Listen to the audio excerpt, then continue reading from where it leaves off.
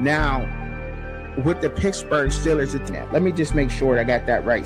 To be honest, he probably should have took a medical and went back to college. He grows up, he found that, and he was great at it, better than a lot of his peers his age. I'm finally better than y'all or something. And he's feeling the love. And put your team down in the comments, and you know what I mean, I'll try to put them in there, especially the ones the people who support the thing. And it's the conundrum that we've always, they're telling you that your brand means more than the hard work. Why in the world would you ever say something like that? All you gotta do is just pay attention to what's going on.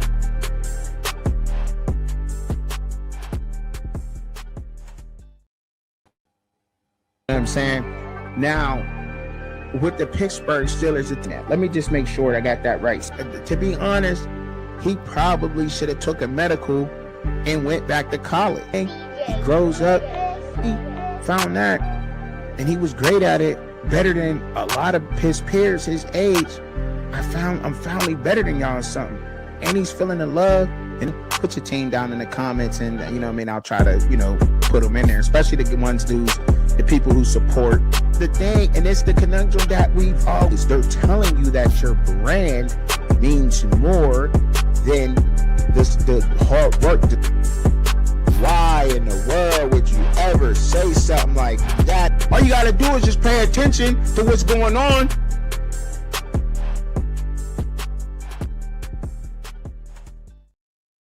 Yo. What up? What's going on with everybody, man? Hold up. Let me get my mic right. All right. What's going on, man? What's going on with everybody? I hope that everybody's feeling good, feeling great. Forgot my mic, you know what I'm saying? Got something new, working on it right now. So I guess that's how we rocking out at the moment. But none the other, y'all. I wonder how everybody feeling out there today. I hope y'all feeling good, feeling great.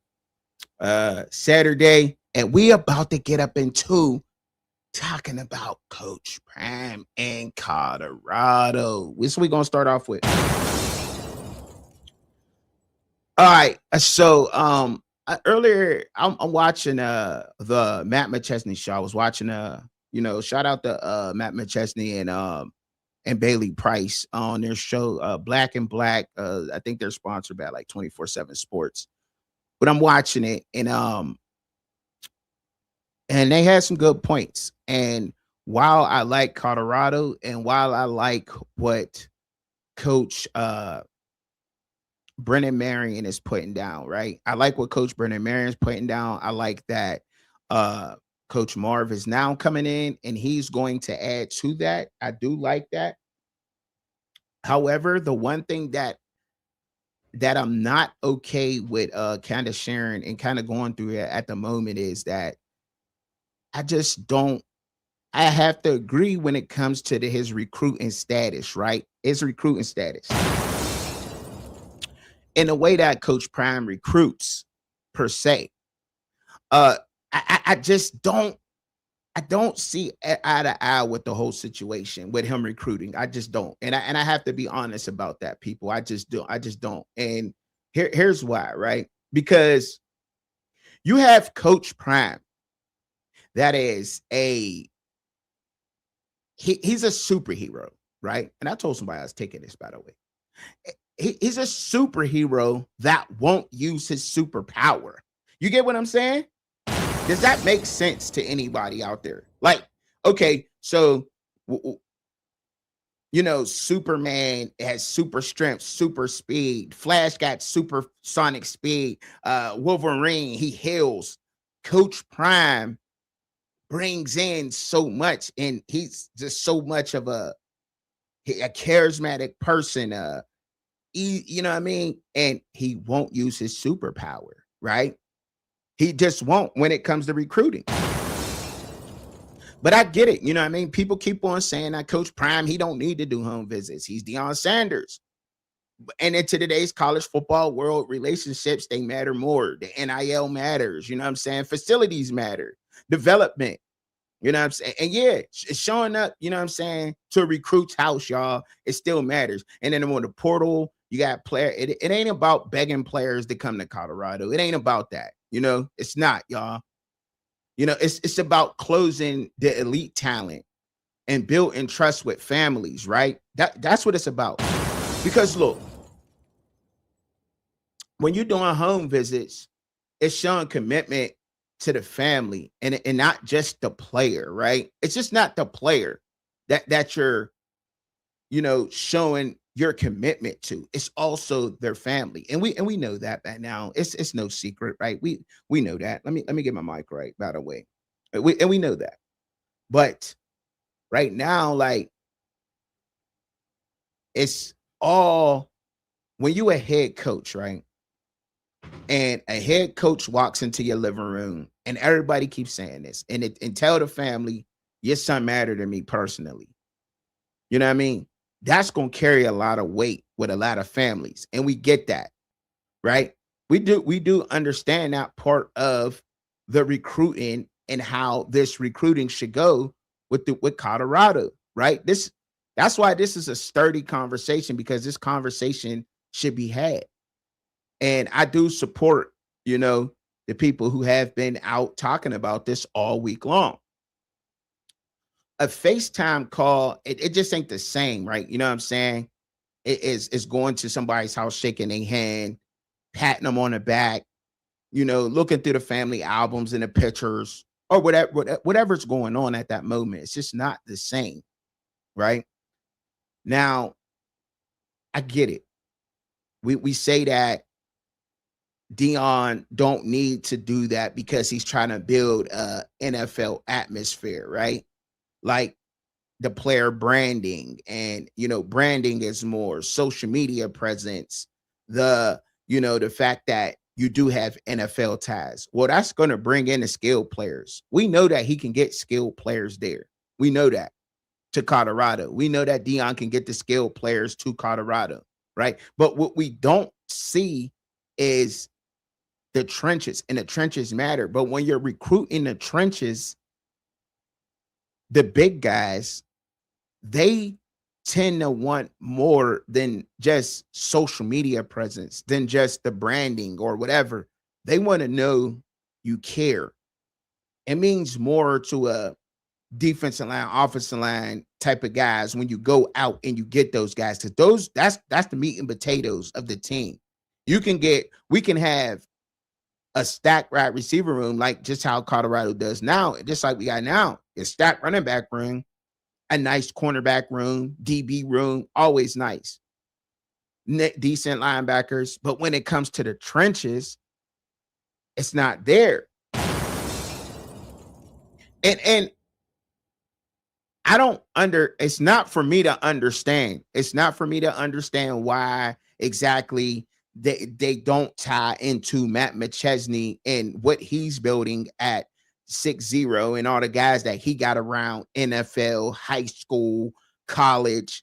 That's not for me to figure out. That's up to them to figure that out, right? You got ties to where you need that.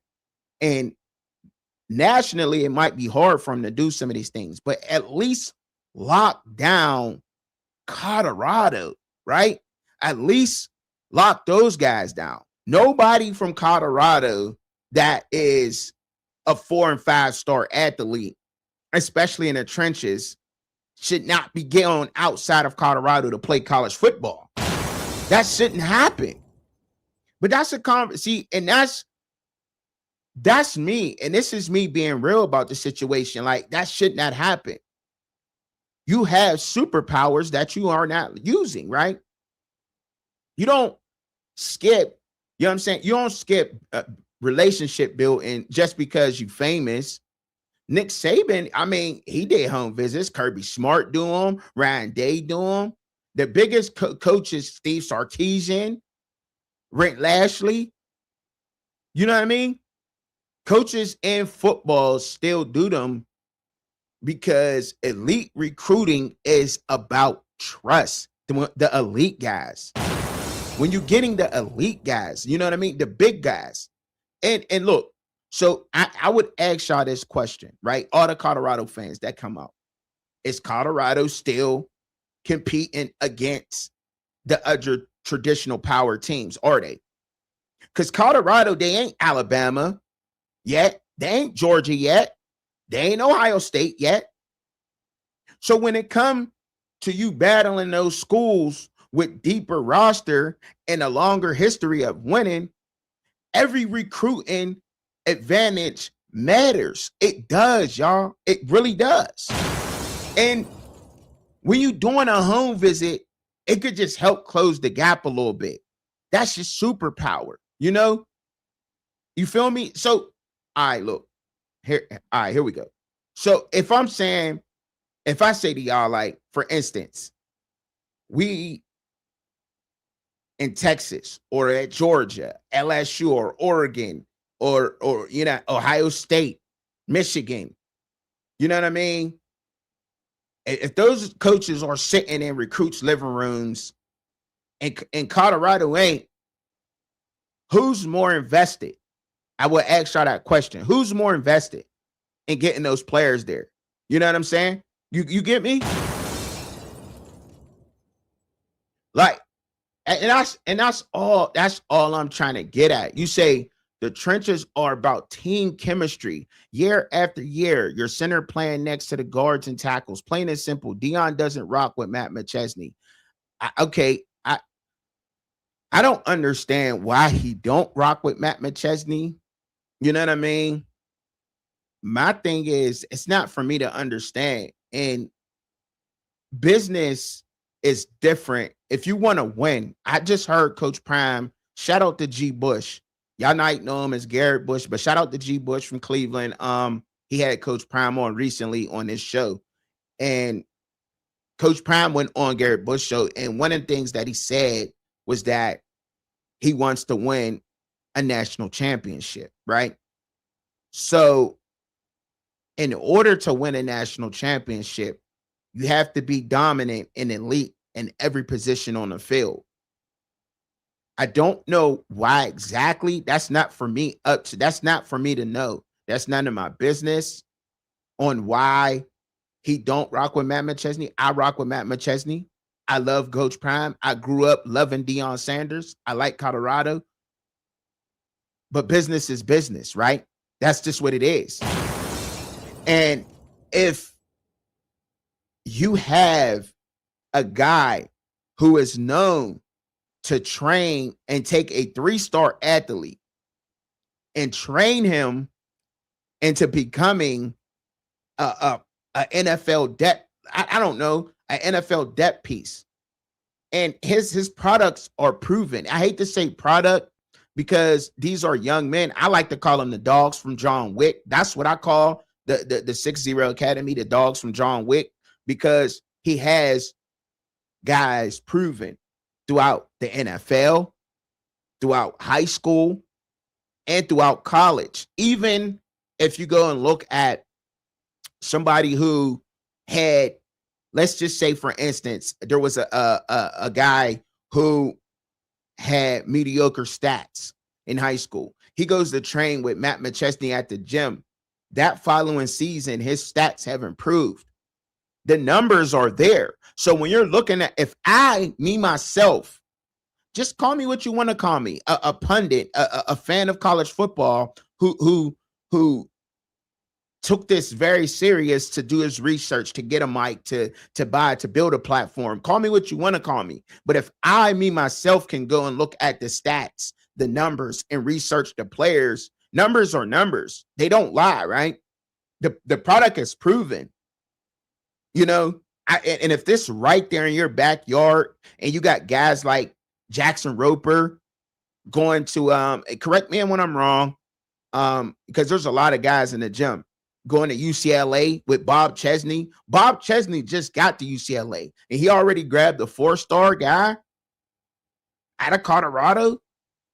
You know what I'm saying? You got Reese Russell. I think he's going to like Washington. Like, how? And he's probably going to start as a true freshman, maybe, or got a chance to. That's crazy. You can't let 4- and 5-star offensive linemen leave out of the state because whatever y'all got going on, I thought they were cool. I seen Coach Prime do a interview with Matt McChesney on Matt McChesney's show. To my understanding, I thought they were okay. I don't know what's going on, but business is business. And if you and Coach Prime is in the business of winning, he's a coach. His business is to win. If he's not winning, he's out the door. That's what he's paid for. It's a win, right? Right? You know what I mean? That's what coaches are based upon, wins and losses, no matter what. So if you want to win, and if you really care much about winning, I don't care what we got going on. I need you to tell me about these guys who's coming up and send them my way. And as far as we know publicly, and I didn't want to really go here, but as far as we know publicly, Matt McChesney's been vocal about saying that he's pitched some of those guys to Colorado first. You know what I mean? So, I mean, I just don't understand why you would not utilize that. That's a problem. I don't care what that is. You want to win a national championship, you got the help right there. That's crazy to me. I'm not going to go. It's just business 101. You got it right there. You got your meat and potatoes right there, and you're not using it. I don't understand that. I really don't. You said top 10 highest paid coaches. We expect top 10 results. I don't blame you. Clint Moses, I don't blame you for saying that at all. Expect those results. You got all right to, as a fan of Colorado, to expect your coach to deliver. And however that means he has to deliver, if that means I have to go do business with somebody that I might have a little difference with based upon getting a young man who is proven a 4- and 5-star athlete, I'm doing it. I'm doing that all day, every day. And me, myself, I'm taking the 3 stars that I got from the FCS and sending them to the gym. When y'all got free time, y'all better go check in with Matt for the weekend and go learn some ish. Because guess what? You know, I would probably, you know what I mean? Like real rap. Go work out with him. He's proven to put guys in the NFL on rosters all over the nation. And to be honest, if my honest opinion with it, it really makes you look kind of ignorant. It makes you look very ignorant to not utilize that, to be honest. But hey, I don't know what's going on behind the scenes. I don't know. We don't know. But it's there. And all I'm saying is it helps. And this is exactly what I'm talking about. It helps with the offense and defensive line recruiting when you go into the home visits. The trenches is where relationships matters the most on a football field. The trenches. Am I wrong? I mean, to stop me when I'm wrong, y'all. Let me know. Because I'm not right all the time. You know what I'm saying? Like, skill players, they love the spotlight. They love the social media exposure. But the offensive line and defensive linemen, they usually care more about things like getting developed for the NFL or trusting somebody, stability, who's going to be their coach. Is it still going to remain? Because it's not easy to play the offensive line. There's all different kinds of calls and slides and protections and double teams and blocking schemes that you have to know. Got to be a smart guy to play offensive line, believe it or not. Family relationships, NFL preparation, that all falls into defensive, offensive line. That's why we see that Coach Prime can get the defensive backs. He can get the wide receivers. He can get the running backs, because those guys are the guys that people remember on the field. Those are the guys that the girls remember, right? That don't watch football. Like, let's just keep it a bean. Let's just keep it 100. Let's just, you know what I mean? Like, I don't know. Do he? You know what I mean? You might go ask a random chick right now. Do he score touchdowns? They ain't gonna remember that the guy who blocked, who made the block for the guy that scored a touchdown. They're gonna remember the running back who ran the ball in the end zone. You know what I mean? That's just what it is. So naturally they like the spotlight, they like the flash, they like the social media exposure. The lineman is used to not getting that. So you have to show them that those are the guys you got to go out to their cribs and in their house and touch them and talk to them like, look, go eat some baby back ribs with them, buy them a steak dinner, talk to those guys. That's the guys you use your superpowers for. I mean, he got Jordan Seaton, but as we can see what moves he's making right now, you know what I mean? Offensive linemen usually don't move around like that. They usually stay stable and at one place. But there was something else there that I talked about before. Go check that video out. Anyway, the home visits can help Colorado land so much more players. It just could. It honestly could. Long-term players. Instead of just constantly rebuilding through the portal when it comes to the offensive line and defensive line. It just could. Because that's eventually going to dry up too. You're not going to really build like it's just not. You're not going to be, unless you got that big bag. Not Texas Tech, SMU. You know what I mean? Texas Tech is going to get those guys before Colorado do. Let's just be honest. It is. You say what? I'm looking at comments. Building a team from the outside and was the dumbest ever Deoncus ever said out loud. That's crazy. Colorado is zero flash, zero substance. All flash, no substance. I feel like there's a lot of comments. I'm not holding anybody to their comments on how you feel on anything of that.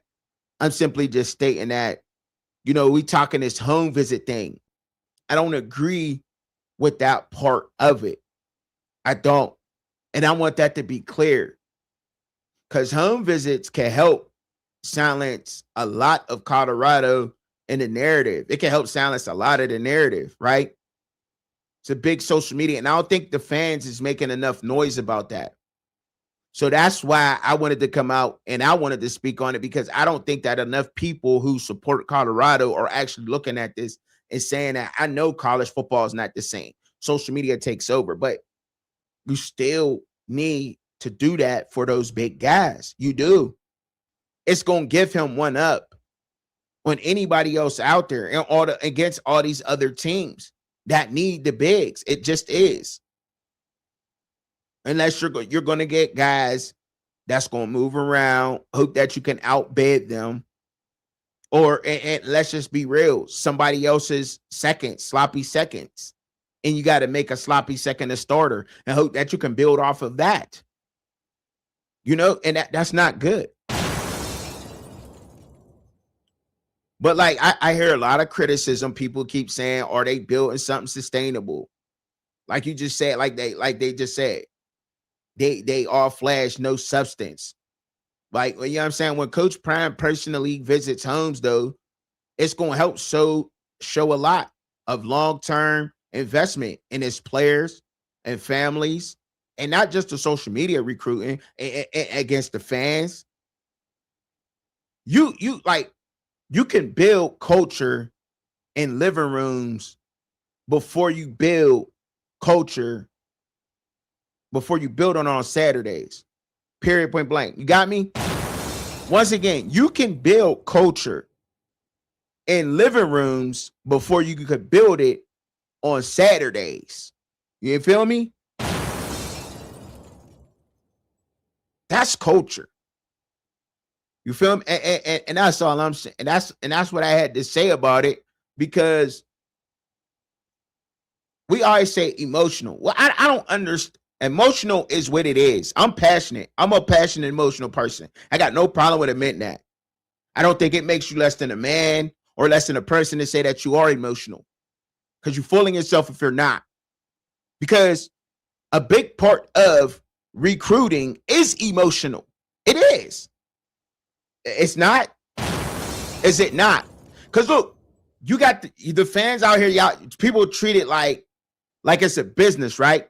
And it's not, right? You're looking at 17, 18-year-old kids that's making life-changing, decisions, options.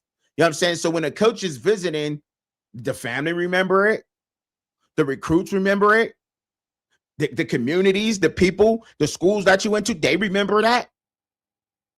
So that emotional connection right there can absolutely be the difference between you landing somebody and not landing somebody. That's emotional. It is. It is. It just is. I have no problem with saying that. And look, more people should. I think 100% we would be a lot better if you could just say that, like, yeah, I'm emotional, but I handle things a certain way. Yeah, I do. And it caused me to go off the deep end sometimes. It has. But I got that under control. I got that under control now. But it does. And it does. A lot of men are. A lot of people are. A lot are. And there's nothing wrong with saying that you are. Don't make you less than the person or anything. Just had to throw that in there, by the way, right? You know what I'm saying? And then, like, you got people that come at me and people that's going to watch this on the playback and say, how could you say that about Coach Prime? How could you say that? He need to recruit. He don't need Matt. You know what I'm saying? I didn't never say he did need Matt. And I didn't say that. Never said that. I said, I don't understand how he's not using that facility to recruit. I didn't say he needed him. People in the playback probably gonna say something like, well, or even now, some people thinking us watching that ain't in the comments. Coach Prime, he too busy to be trying to, you know what I'm saying? He too busy to do this. You know what I'm saying? He's a celebrity, whatever. Every elite coach is. Is there not one elite coach that wins that is not a celebrity in college football or around the world right now? That's not in magazines. That's not being talked about on everyone's platforms, every pundit, journalist, writer, sports show, whatever you want to call it. Is it not?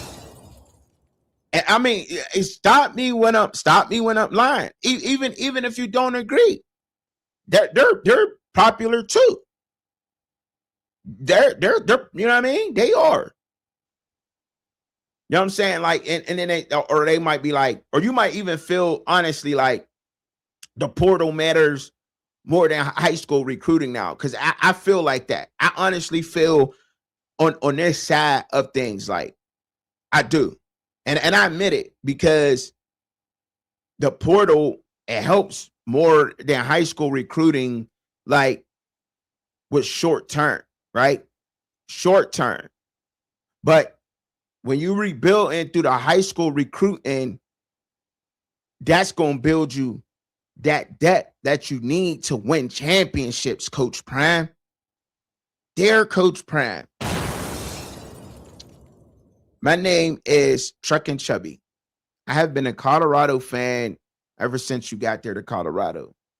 Even if you leave Colorado, at this point, I have grown to like the Colorado Buffaloes, the brand, the people around it, the people that I've met through Colorado, the brand, the team. I've looked into this team. And Coach Prime, you just recently went on a Garrett Bush show and said that you want to win a national championship. Some models in college football have always seemed to work. College football is evolving. The world around us is evolving. It is changing. You will get a certain amount of players there to Colorado with just social media presence, the flash, the pop, the NFL opportunities that you may give them. But in order to sustain a team and build championship caliber depth behind a team, Coach Prime, I know this from the 3 years that I have been in college football, researching it, diving deep into it. That is how you do it. That is how you get your championship depth. It's by recruiting the talent in the trenches and going out to homes. It is very important. And dear Coach Prime, I know you do not care about a lot of the people that may call you names or that may talk about you or that may say certain things. You traveling to Cleveland to visit your son is not a slight. That is your child. He is entitled to go and to go see his child. But if you can't get up and go down the street, you can even ride your golf cart with the 20-inch rims on it to one of those high schools that's in Colorado and lock down some future talent that has 4 stars attached to them. Because letting them slip out your back door, you are not an ordinary coach. You are not one of these coaches like Pat Narduzzi, and I have nothing against Narduzzi, but Narduzzi's starting to lock down a lot of Pip talent out of Pittsburgh. He's not letting guys leave out of the city no more. That's that good.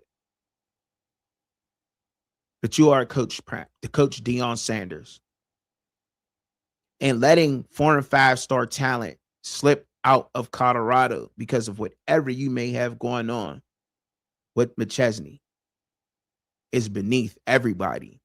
And it's going to take a village to get this done. You have the resources there. Please use them, Coach Prime. That is my letter to Coach Prime. Because people say all the time that people they're gonna go to Colorado for exposure anyway. They're gonna do that anyway. You know what I mean? Exposure, that's true. It get attention, relationships, closing commits. Like that's all we need to do. So all I'm really asking, and all the things that I really want to know is, you can build family culture strictly. You can't. You cannot build family culture through Instagram. You can't do that. It can't happen. It won't happen on X. Prime, your celebrity opens the door. It's a superpower. Home visits help close the deal. Why not use it? Your celebrity is your superpower.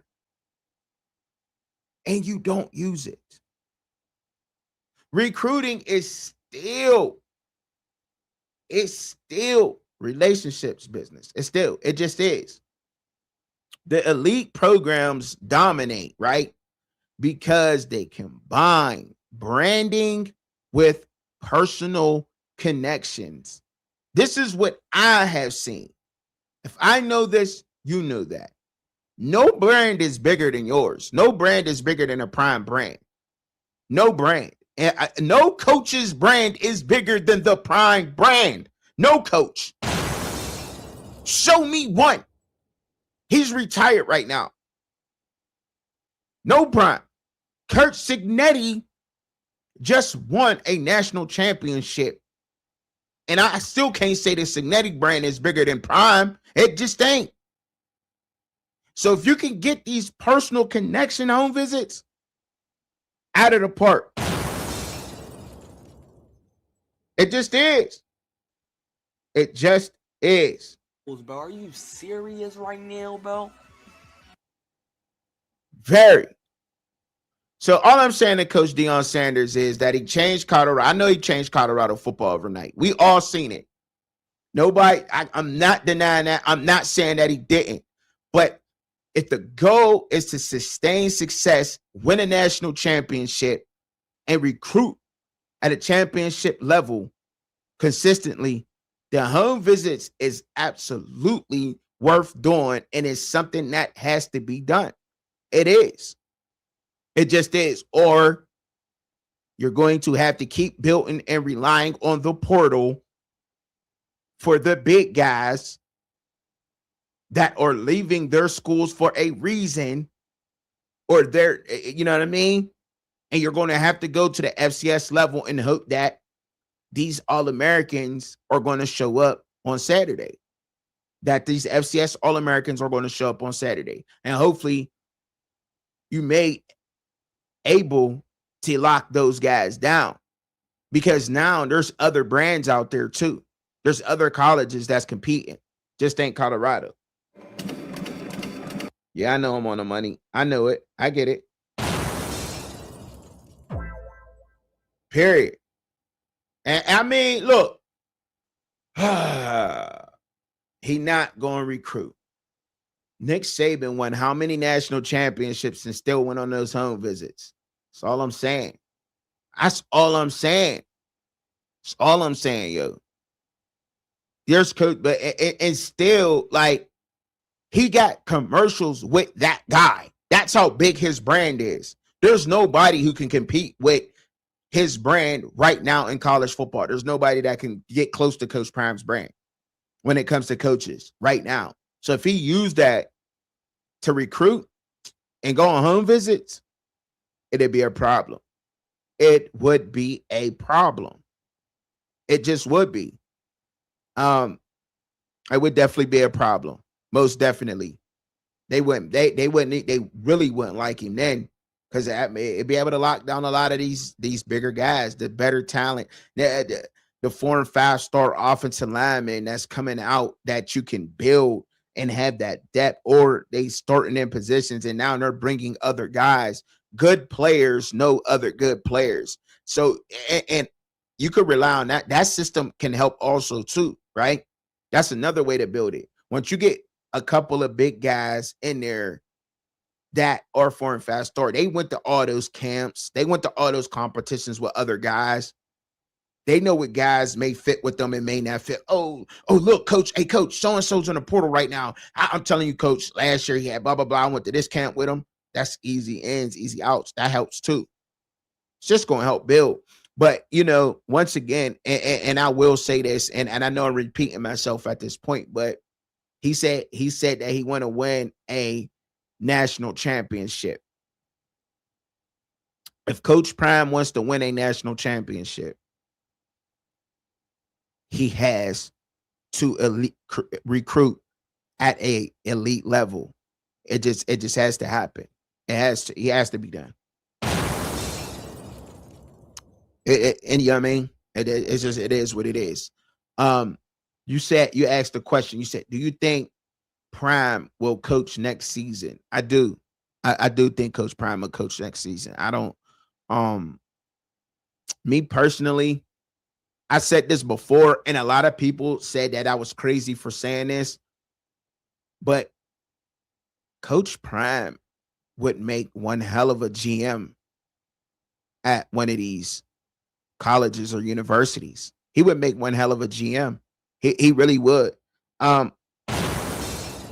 Great businessman, branding wise, and all the social media presence that he brings, and he knows how to work that, and having that within his family, like they already have that pretty much a business, and you know what I mean. A couple of guys that he got nearly reached the people, well off. That's like all his personal, you know what I'm saying, social media presence team. Him as a Coach Prime as a GM, I think would be phenomenal. I think so. And I said this before somebody else came out and said that's a lot more popular, but I think that would be the perfect fit for him in college football based upon what I've seen at the Division I level out of him, right? He would be one heck of a GM for sure. People are going to watch CU whether they win or not. I believe that. That's a fact. That's a fact. I'm not debating that. If CU can have a solid season, they will recruit good talent. It takes more than just a solid season to recruit good talent, to get good talent, right? It takes more than that in college football, right? Because like this is my thing, right? And this is what we have to do with this. And I'm going to answer all y'all questions, right? You got to compete with other schools that are having good seasons, right? Like we gotta. It's a big world. There's, I think, correct me when I'm wrong out there, 134, 136 Division I power football programs in the United States, right? and they're adding more to that. North Dakota State just joined the Mountain West. Um, so what all I'm saying is that you're competing with other programs that are also having good seasons, right? So if UCF has a 8-win season, Colorado has an 8-win season, that comes into play, right? Where you want to be, Florida or in Colorado. You know what I'm saying? So it's you always competing against other programs, always. And right now, like I agree with your mom's favorites is because you're competing with the number one team in that conference, which is Texas Tech. They're dropping bread. They're dropping big bread right now, actually. And you got to compete with them. You still got to compete with the Utahs. Utah has been solid for a couple seasons. They have stability, right? BYU, there's a lot of stability there. If I'm going to go into the Big 12, do I want to be at Colorado? And we I'm looking at this realistically, right? I'm not saying that I want CU to be successful this year. I do. Let me make that clear, right? I've already come out and say that. But that don't mean I have to, and I know I keep it real, and I don't agree with everything that goes on, right? Now, when you recruiting against that, I got Kalani Sitake at BYU. If I'm a 17-year-old recruit and he ain't coming to my living room and they have a good season, but you got BYU, Kalani Sitake, he came to my living room and they had another good season. But not only did they have a good season, they've been having back-to-back good seasons. Where am I going? I feel more wanted by Kalani Sitake and BYU than Coach Prime sitting behind I seen him on TikTok say, you know what? Super Solar, I ain't hard to find. And he tagged you. But I sat and ate chicken, and Kalani Sitake came to the barbecue and drank a beer with my pops. That means a lot. That means a lot. That's totally different. That's totally different. That's the difference between closing the deal. You know what I mean? It's just business 101, really. You know what I'm saying? When it comes down to it, it's just business 101. You got people who sell houses, right? Hey, they got an open house, right? You got the same house on the same street for the same price. The little amenities matter. A pool. It might even matter that the person sold you the house baked some homemade cookies and the other one didn't. You know what I mean? Little stuff like that matters. It just does. We have that's why we can't deny the emotional attachment we have, because it matters emotionally to us when that's done. And that's a big part of it. It just is. You know what I mean? Do you want to get the Uber ride from the guy who got trail mix and water in his car and some fresh fruit? Or do you want to jump in the Uber? That dude don't ever wash his mats, car smelling like smoke, cigarettes. You know what I'm saying? Smell like he be chain smoking in a joint. Like, yeah, I'm just saying, like, business 101. It just is. And he knows this. I'm sure he knows it. He's very business savvy. I'm just not sure why he has not done it yet. Because I'm telling you right now, 100%. And there's a lot of people who would agree with me with this. If Coach Prime starts doing home visits and going into athletes' houses, he's going to change college football. He's going to change it. He is because it's going now. You're going to have to do something crazy to start getting athletes. If Coach Deion Sanders starts visiting homes to these big 4- and 5-star offense and defensive linemen, they ain't gonna go. They ain't gonna want to go to Georgia. They gonna go one lock in with him. I don't care what school he at. It's Division I college football. They gonna want to go lock in with him. It's a fact. It's a fact. And I could say it's a fact. And look, it's really not a fact, but I'm saying it is. Because that's how strongly I believe in it. For real. Regardless of it. But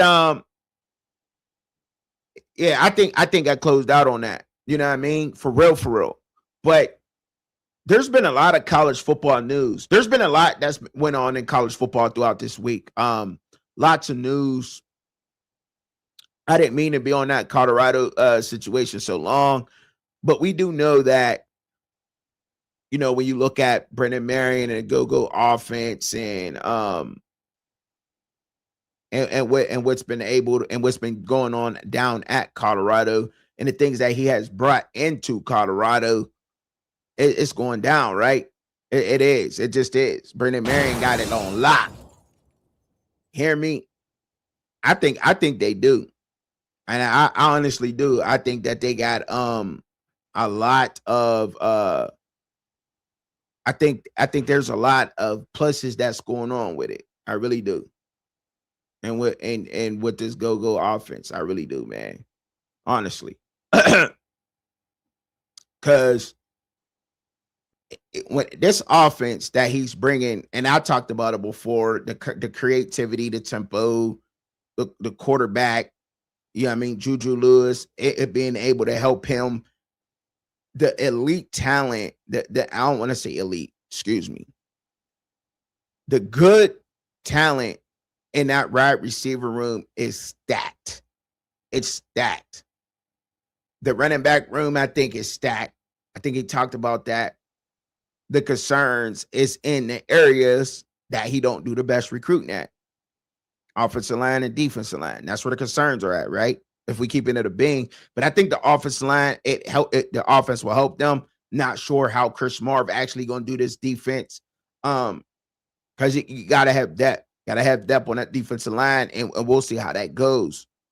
We will see how that go because and moving forward, how that would go. But there's been a ton of news going on, and I want to get some of this news pulled up, man.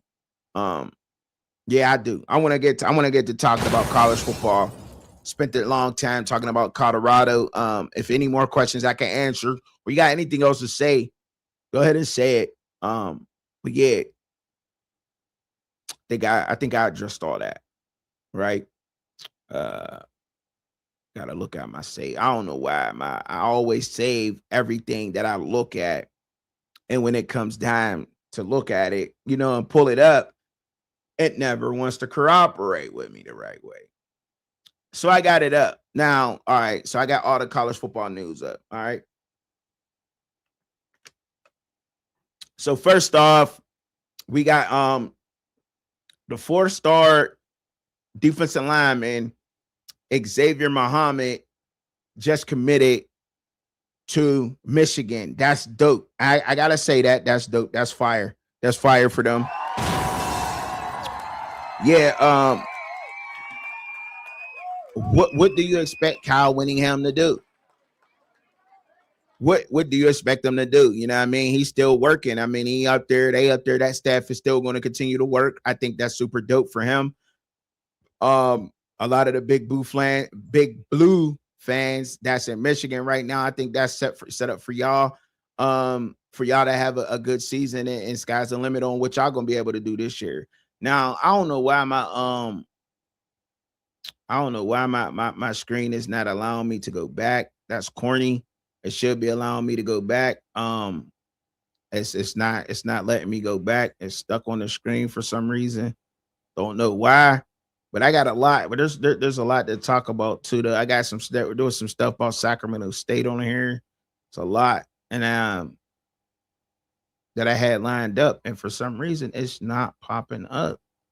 Why? Okay, all right, there it goes. All right, another Miami, the 5-star Mark Matthews, not being in Miami, but Miami, they should be all right. So according to this story that I had pulled up, It was just the Miami's Hurricanes offensive lineman remains it's still in good shape despite missing out on a 5-star offensive tackle Mark Matthews to Texas A&M.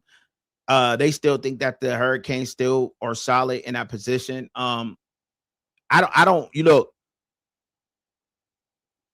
I think they're gonna be solid in that position because of what Mario Cristobal has shown in these past couple of years and the way that they've been moving forward within that, right? So I'm not super surprised that that came up like that.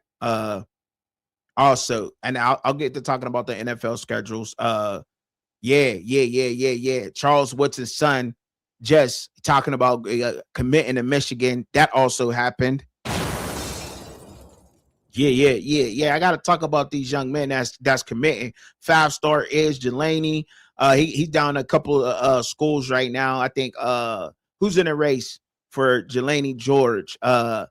Auburn, Ohio State, Washington, Miami, Oklahoma, and Florida are all in on him.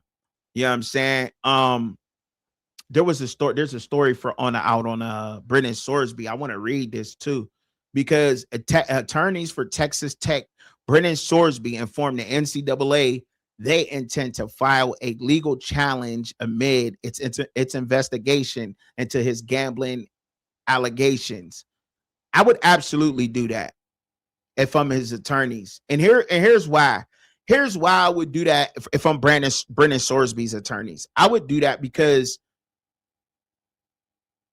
Cincinnati had to know, right? If they going way back to Indiana, like y'all had to know. It seems like he moved on, went to Texas Tech for the bag. Cincinnati wasn't with it, and they was like, all right, since you know what I'm saying, you want to play games, they let this come out. I don't know if that's to be the fact. I don't know. This is just me speculating on it, but still, it just looks shady. It does look shady. Y'all cannot deny that and say it don't look shady. You know what I'm saying? We not gonna play with that. We're not even gonna play with that for real. And and some news from the Big Ten. So let me go to the Big Ten news. Lorenzo Styles Jr., we already know that from Ohio State, went to the Saints. Zane Durant, Penn State, Buffalo Bills. We already kind of knew all that, but still, I still want to keep y'all up to date. And I got news and I got it saved. You know what I'm saying? You did. Now, this was kind of fun for me. Looking at this list was kind of fun for me. I'm seeing if I can make it bigger. If I can make it bigger for everybody to see, right? The actual thing that I had pulled up, I had it saved. So, the source is On3. I have to give credit to the source, On3. SEC programs with the highest athletic donations in the fiscal year 2024-2025. Athletic donations, the top 10 schools. You got Texas at number 1 with 167,786,462. Crazy. So that's roughly $168 million in athletic donations that Texas had. Now, I wonder if this is all sports combined. So I'm going to click on it because I wonder if this is now, according to Nick Schultz. Nick Schultz wrote this couple days. This is a couple days old, actually, too, by the way. You know what I mean? Like this is a couple days old. This ain't super old. All right. And Texas was the only school in the SEC to top $150 million in donations, surpassing $167 million. While Alabama ranks second in football only donations. Okay. So this is wow. So that's actual football donations? No, Alabama was second in actual football donations. Okay, so this is all sports combined. Tennessee, 110 million Oklahoma 92 million, Alabama 66 million. But now with football donations only in Alabama, according to Nick Schultz of On Three, I gotta give credit to the writer because if not, it's you know what I mean, you get flagged for a lot of that stuff. And plus, I want everybody to know, you know what I'm saying, where this information come from, so you don't think that I'm making this stuff up because I'm not making this stuff up, right?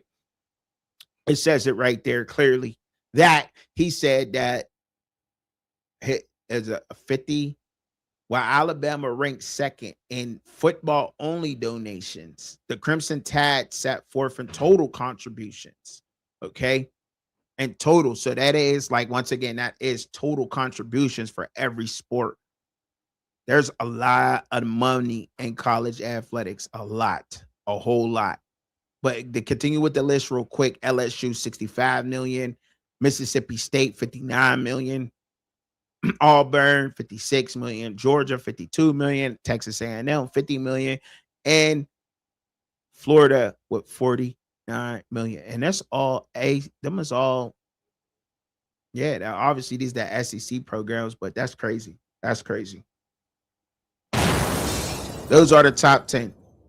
Mississippi State got a couple bucks. They got a couple bucks to go around. I wonder how that's going to turn out for them. You said, what's up, Chud? What's going on? Mill, what's going on? DC Music, I ain't seen you in a minute. What's going on? You say, I just don't want to give up 300 yards rushing the game. I don't think that's going to happen. I think 200. I think 2. I'm not going to lie to you. Look, I'm not even going to sit here and lie to you and sit here in front and flex like, you know what I mean? Like that may not happen because it very well may happen. I'm just being honest because Chris Moore's defense is, I'm only going, it's still the off season, right? So I'm going off of my research, what I've seen and what I went back and looked at. I will tell you this. I am definitely looking forward to seeing Gideon Lamprin absolutely go crazy on the football field.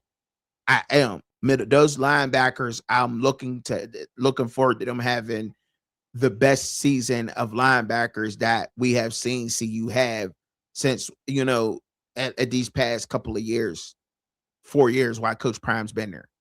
I think that like if he came out and said it, right, but he come out and say a lot of things that you got to take with Coach Prime with a grain of salt. Like, you know what I mean? Like, all right, Coach Prime said this, but that don't mean we got to take it for the gospel, right? Because we know how Coach Prime be. He be Coach Prime, be Coach Prime. You feel me? Like that, you know what I'm saying? You know what I mean? You be looking at Coach Prime saying certain stuff like, Bro, are you serious right now, bro? you know what I'm saying? Like, cause you got that's you just gotta take what he say. You can't you just take it and run with it all the time. But the linebacker core that we do see there, and from Chris Marv's history of dealing with linebackers, they do be on point. So, and his defenses that he has helped with give up that. Now, last year I know he was there, but a lot with Robert Livingston and his teachings, him being the head defensive coordinator, he has the final say on things, and we'll see what happens. We'll see. We'll definitely see what happens. But he has a history of letting up, you know, averaging about 199 yards a game per rushing, right? And his linebackers being the leading tacklers. But that's still 100 yards better than last season, right? You feel me? So I'm more concerned about discipline.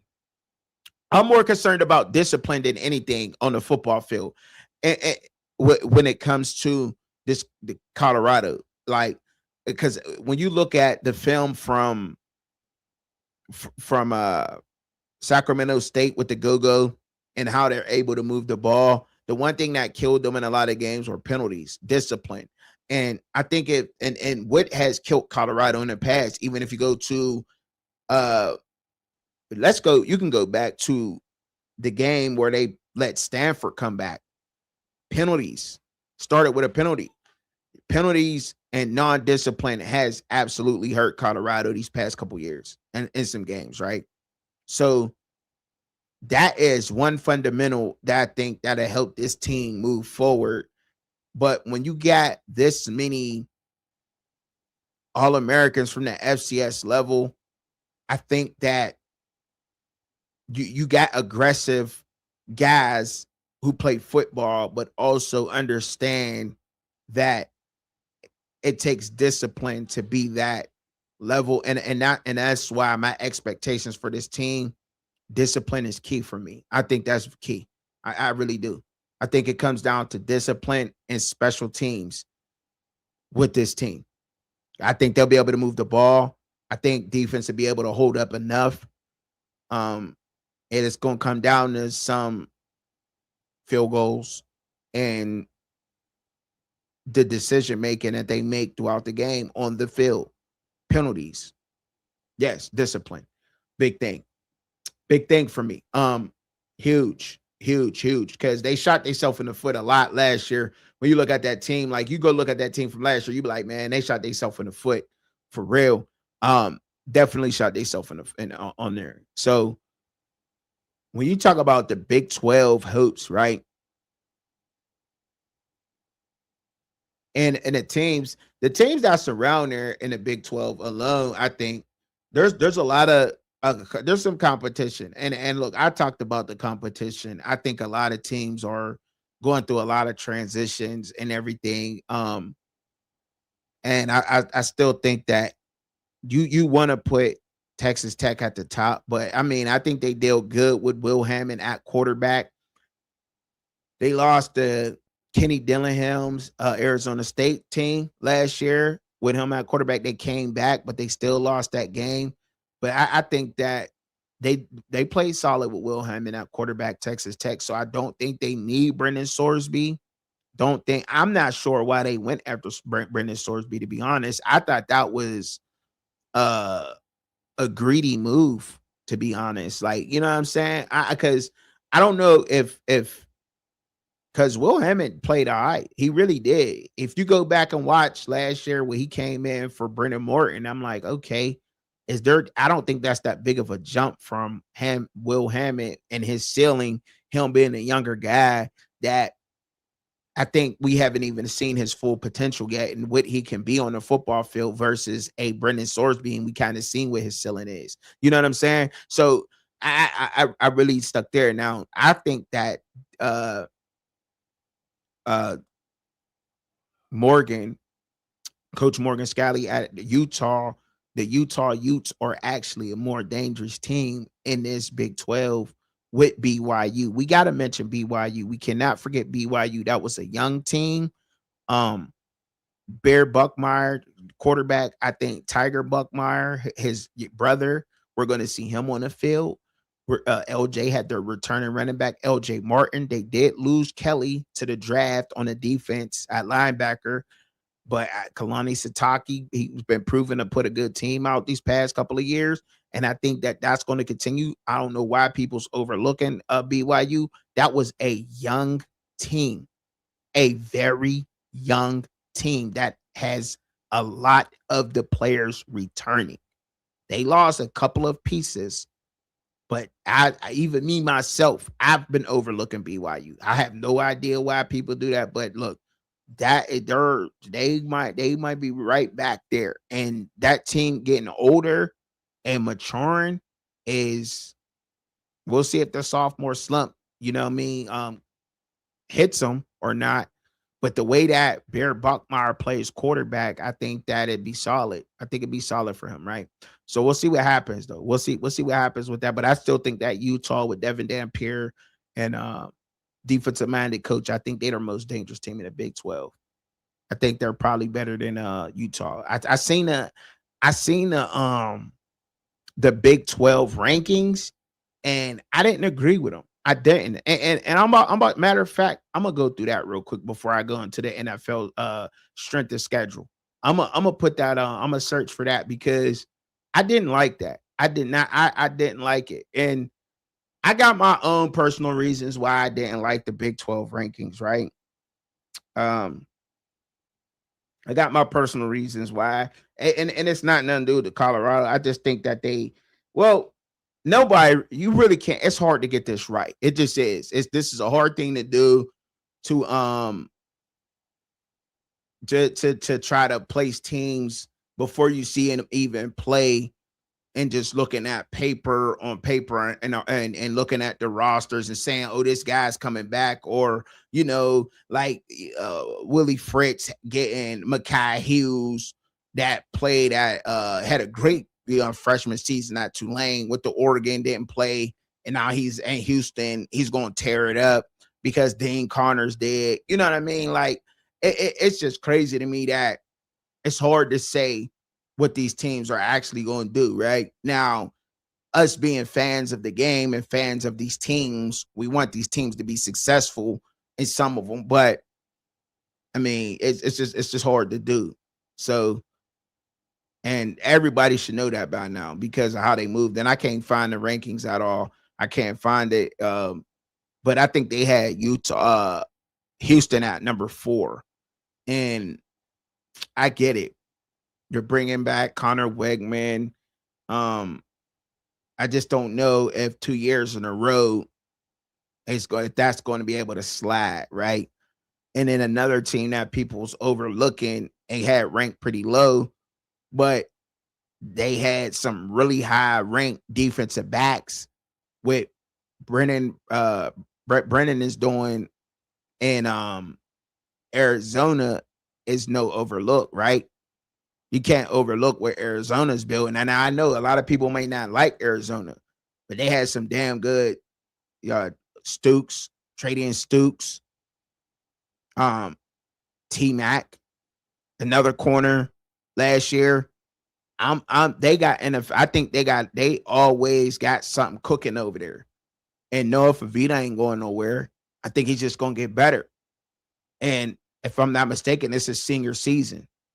So that's a team that was ranked pretty low. And I'm like, they was low-key good. You know what I mean? They had a low-key good team. Like Arizona had the best defense in the Big 12 low-key. You know what I'm saying? Like they had the best passing defense in the Big 12 low-key. In some category, like don't quote me on it, but it was, I can't remember off top right now if it was like the best rushing defense or it was the best passing defense, but I know they in one of those categories, it was the best in the Big 12. You know what I mean? I think, and I want to say it was passing. You know what I mean? But they were the best in the Big 12. Arizona was. So there's no slight with that. Now, I think they had Baylor ranked really low. And for a lot of people who think that DJ Lagway was going to go there and turn things totally around, I mean, that's crazy because they were a team that underachieved last year in the Big 12. Baylor did. And you would think getting DJ Lagway would make it a little bit better, right? I don't know. You know what I mean? So we'll see with that. I think they hit it on the nail with Iowa State.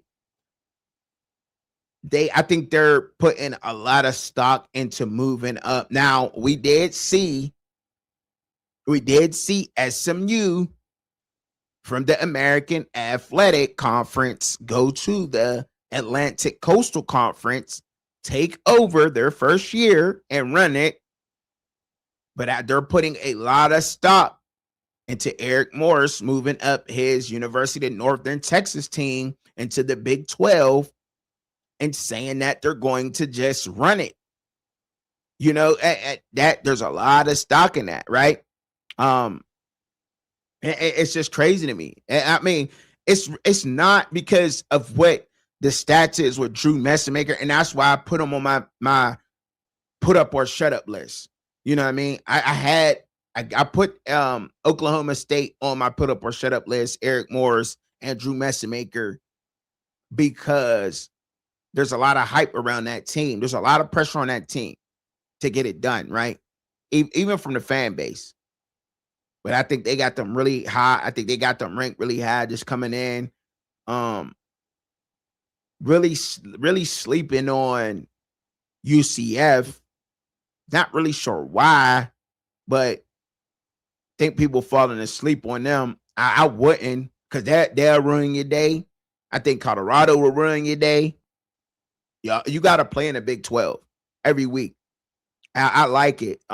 They call it cannibalizing. And it's just, it seems to be just a Big 12 narrative, which is weird to me because college football is doing that. Period. The conferences are doing that. The conference that's really not doing that, it seems to be the Big 10. But if you look around in every conference is pretty much cannibalizing itself. And I think we're going to see that even more in the SEC now that they have to play 9 conference games. You're going to see more of that happening. Those teams beating each other. That's why when an SEC team loses to an SEC team and then they drop that one out of conference game, a 3-loss SEC team, to me is valuable. And I'm not even an SEC homer. It's just that I know that's the conference that has the second most talent. And some people would even argue they got the most NFL talent wise. So and then we care about, we say we don't want the playoffs to stretch. We want football to be fair, but it's not, right? It's we want our cake and eat it too, with a lot of that's going on in college football. The playoffs, the teams that's in the SEC that, when they play in 9 games and they lose 2 games, they still don't, and they lost to Ohio State. Their losses was Ohio State, Georgia, and Texas. And they can't get into the playoffs with those 3 losses. Those 3 games are largely better than the number 4 ranked team nationally, better than damn near their whole schedule. They have not one team that can compete with that. So if you look at the preseason rankings and you look at some of these teams, they don't have 3 games on their schedule like that. You know what I'm saying? So it's like, and I hate to sound SEC bias, I really do, but it's not fair. It ain't. Then we say, I mean, I don't even want to get into my bowl games talk, because I think that has a lot to do with the way this 2014 thing is happening. Believe it or not, we talked about it, and it don't matter to the public, but to these coaches it does. That's why the Big 12 has come out recently and talked about, we want 24 teams. Well, yeah, because they want more teams in. And I think it's fair. And I think the argument for the Big 12 and the ACC is that every year they're producing 5 to 10 players that are poached out of those conferences and going into the Big 10 or the SEC. And I think that's their argument. Yeah, we say that the Big 12 and the ACC is not good enough to compete, but they're good enough to get their top players from. They're not good enough to get 2 teams in, with your 2 teams or 3, but the starting quarterback for Arizona State is good enough to go to LSU and start. You know what I mean? Dare I say Josh Heupel seen something in the backup quarterback at Colorado and thought that he needed him as depth on a Josh Heupel Tennessee team in the SEC. You know what I mean? Like, that's all I'm saying. We're seeing this move every year. Every year, they're being poached, right? And that's not going to stop. And I'm not saying nothing's wrong with it. All I'm saying is that that's their problem if they can't retain that talent. Retain your talent. You say you can't compete with the money, but you got to try to compete with something. But there's a lot of talent coming from those teams, adding to the other teams.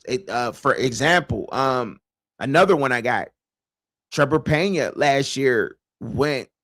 He was at Syracuse, leading receiver in the ACC, and went to Penn State.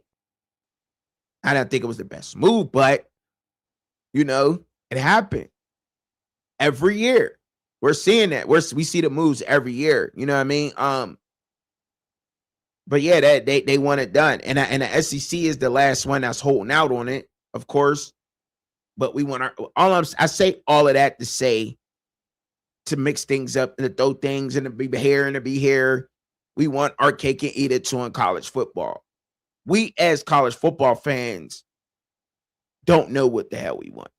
We don't. We just don't. Like, and I'm being honest, we don't. Because you don't want it to expand, but you don't care. But you don't care about the other games. And they matter to coaches. And it used to matter with the money. And they want that back, but not to say that that's going to add. And I heard the arguments. Well, they just going to keep adding and adding and adding. I don't think so. I don't think that's what their intentions are. I don't think that's where they're going with it. They don't, you know what I'm saying? But the biggest problem is to making sure that you're locking down talent throughout the college football playoff. I think that's the bigger ordeal, to be honest. In bowl games, I think that contracts should now be saying you will be in a bowl game. And if you do make it, it's an incentive. If we make the bowl game, you appear, you play, you get paid a bonus. But that has to be contractually agreed upon, right? And to make it fair for the players, I think that when you do make the college football playoff, there should be automatic incentives upon the contract and or should be renewed just for the playoffs, correct? Right? Because we don't want the model to be like the NFL. We don't want it to be like, but it is what it is. Then you're not going to, if you're not paying me to play here in this game, I'm not playing in it. And that's what they're missing on. It's not that the games don't matter or the game don't matter to them. It's like, I'm about to go to the league. I'm about to make $5 million, and they want me to go play in this game for free and risk injury, right? Money talks. Let me get this bread. You feel me? And I think that's where we're at. I really do. If you're at the bottom half of the Big 12, right? You're playing at a G5 level. Keep it 100. I think so. I'm not saying that you're not. I agree with that. I agree. They built their conference from Group of 5. That's what they did. Houston was in there. Who else? They just took North Texas and made that Oklahoma State. Couple of teams were in there, right? Cincinnati, I think at one point in time was an American Athletic. Y'all could correct me when I'm wrong. Couple teams, right? That's what they built out of. When they went to expand their conference, they looked at G6 and brought them up. So I don't think you're wrong there. I think that's fair to say. Clint Moses, I think that's fair to say. But that still does not negate the fact that when these teams are balling out, they're good enough to play in the SEC or the Big Ten. You know what I'm saying? And compete on these teams that have a rich history of being a great program. Now, so what I'm getting at in being really long-breathed about it and saying is that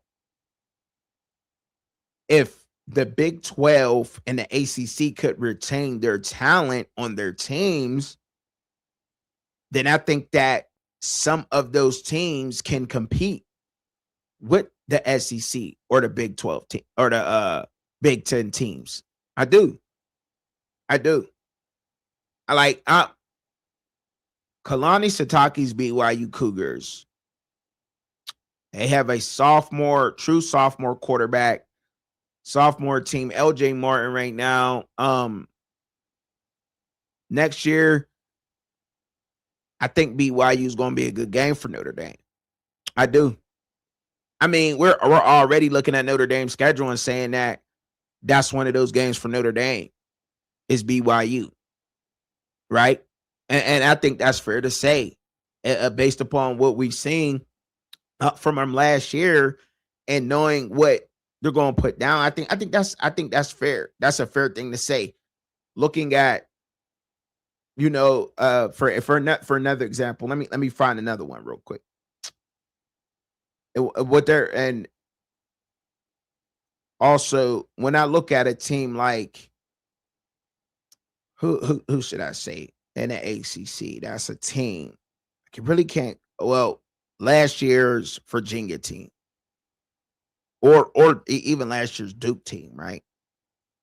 You know what I mean? Like nobody. I thought Duke was a lot better than 8-5. That was a really good 8-5 team. Defensively, couple of pieces away from building a team that really could have been in the playoffs, right? Virginia came out of nowhere smacking everybody, right? Just playing straight up football and being disciplined, doing it, and not giving up throughout the game. Coming back, late fourth quarter comebacks, rallying up, and winning games late in football games. That's a really good team, and I think that some of those teams can compete. I mean, because I don't really want to, because the elite recruiting will get you in those games, and it'll just have you stable, just like Notre Dame will always be stable. They always will be. I mean, that's just a fact. They recruit really well. They'll be stable for a while. Georgia's always pretty stable. But one thing I do see is that there's a lot of panic within these coaches now that are a lot of panic was setting in with these coaches throughout college football right now. I do see that. And what I mean by that is that the door is opening, right? For a lot of schools to be out recruited now. Like you see Dabo Sweeney coming out talking about the recruiting and how hard it is. You see Kirby talking about it. Ryan Day talking about it. You even heard Kurt Signetti talking about it. There's a lot of coaches that's coming out talking about this. And I don't know if panic is the correct word, so I may have to switch the word panic and use concerned, right? Let's use concerned. It just sounds better. They're concerned about talent that normally they would be able to retain and can now move otherwise. And I think that's why, well, we know that's why they're trying to implement that rule by next year within you only could transfer once. That's it. After that transfer, now there's comes in a lot of back pay, and whatever however else you got to get out that contract, it's going to be a big deal because you get the one transfer, the one and done. They trying to get that in now because that's going to help a lot of the top schools: Ohio State, Alabama, Georgia, Michigan, LSU, keep talent at their schools.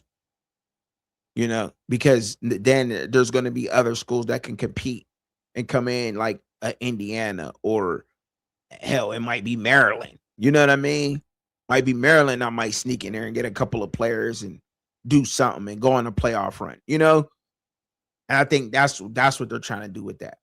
I think it's helpful to college football in general, but still does not change the fact that it's happening, and they're concerned about it because they're talking about it.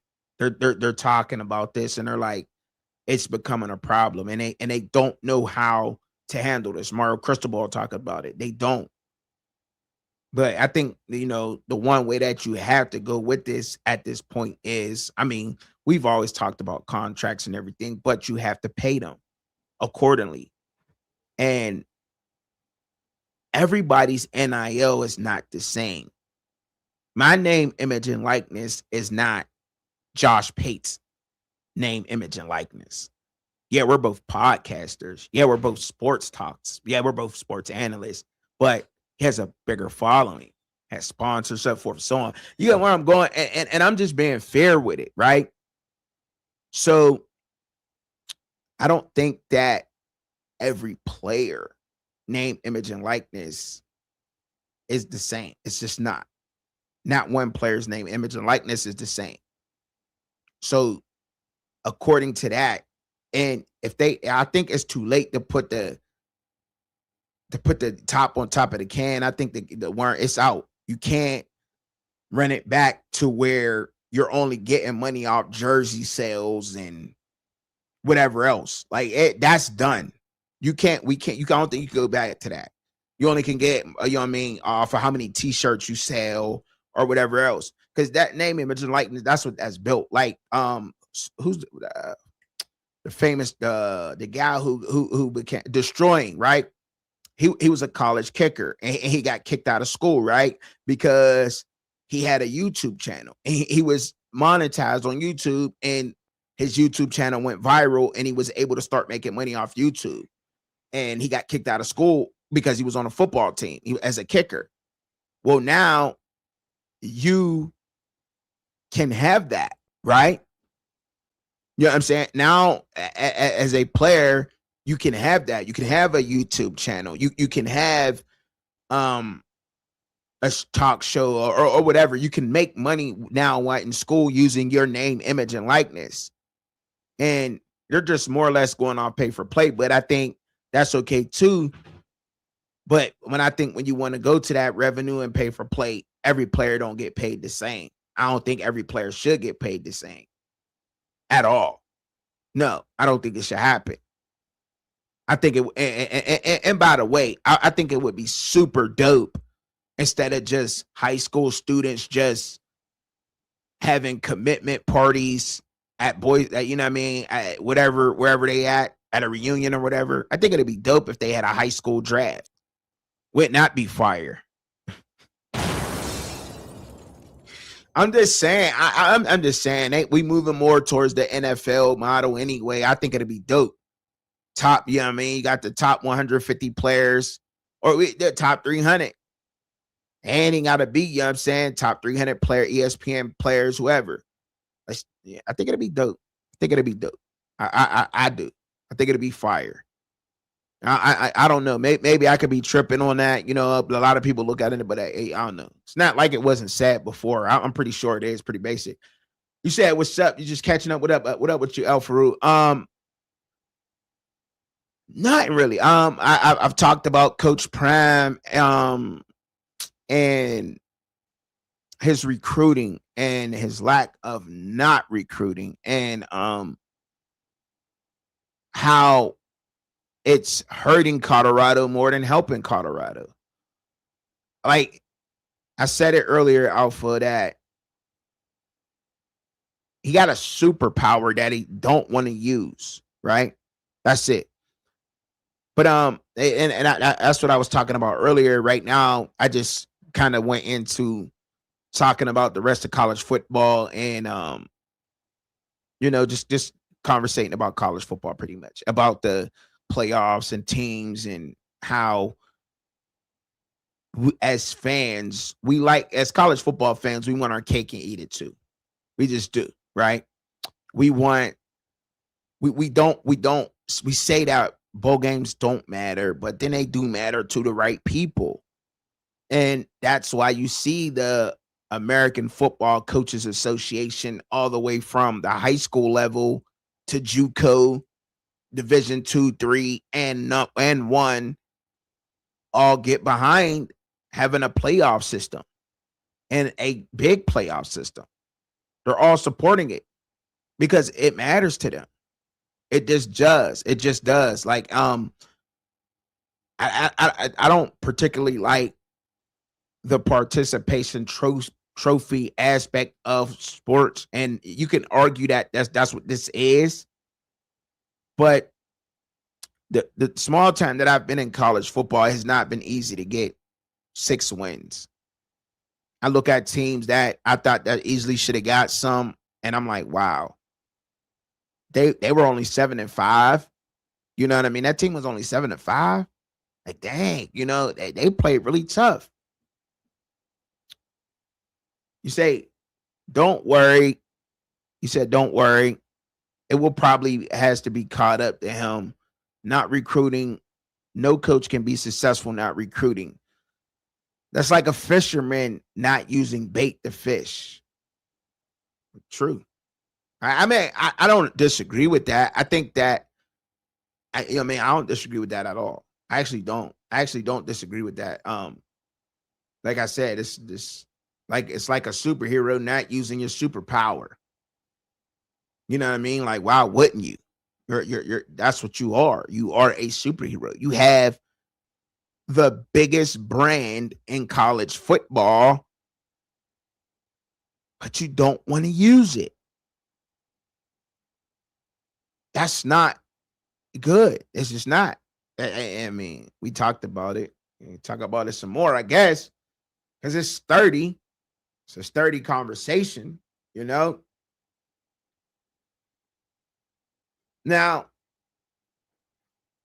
when a playoff expansion really comes, though, and we'll talk about Coach Prime here. I got a feeling Alfaru may or may not come up to talk about it. This is one of his favorite topics, so I'm sure he'll be up in a second. One of his favorite topics is Colorado, so maybe I'll get him up here. Maybe I won't. I don't know. But is the college football playoff expansion too big? Who's going to benefit the most in this? Like, is it going to be like, because I honestly think the Big 12 and the SEC is going to benefit the most from the college football expansion. I think it can benefit the Big 12 and ACC if they retain their talent. It can. That's the only way they're going to be able to make a push and argue it, right? Quarterbacks this year. I got a question to ask y'all. Out of these quarterbacks that I'm getting ready to name, which college quarterback do y'all think has, and I talked about them last week, right? Some of them. Big expectations upon their next season and should have the best season. Arch Manning, Dante Moore, Juju Lewis, Nico, Lenore Sellers, and Sam Levitt. Out of those guys, I think how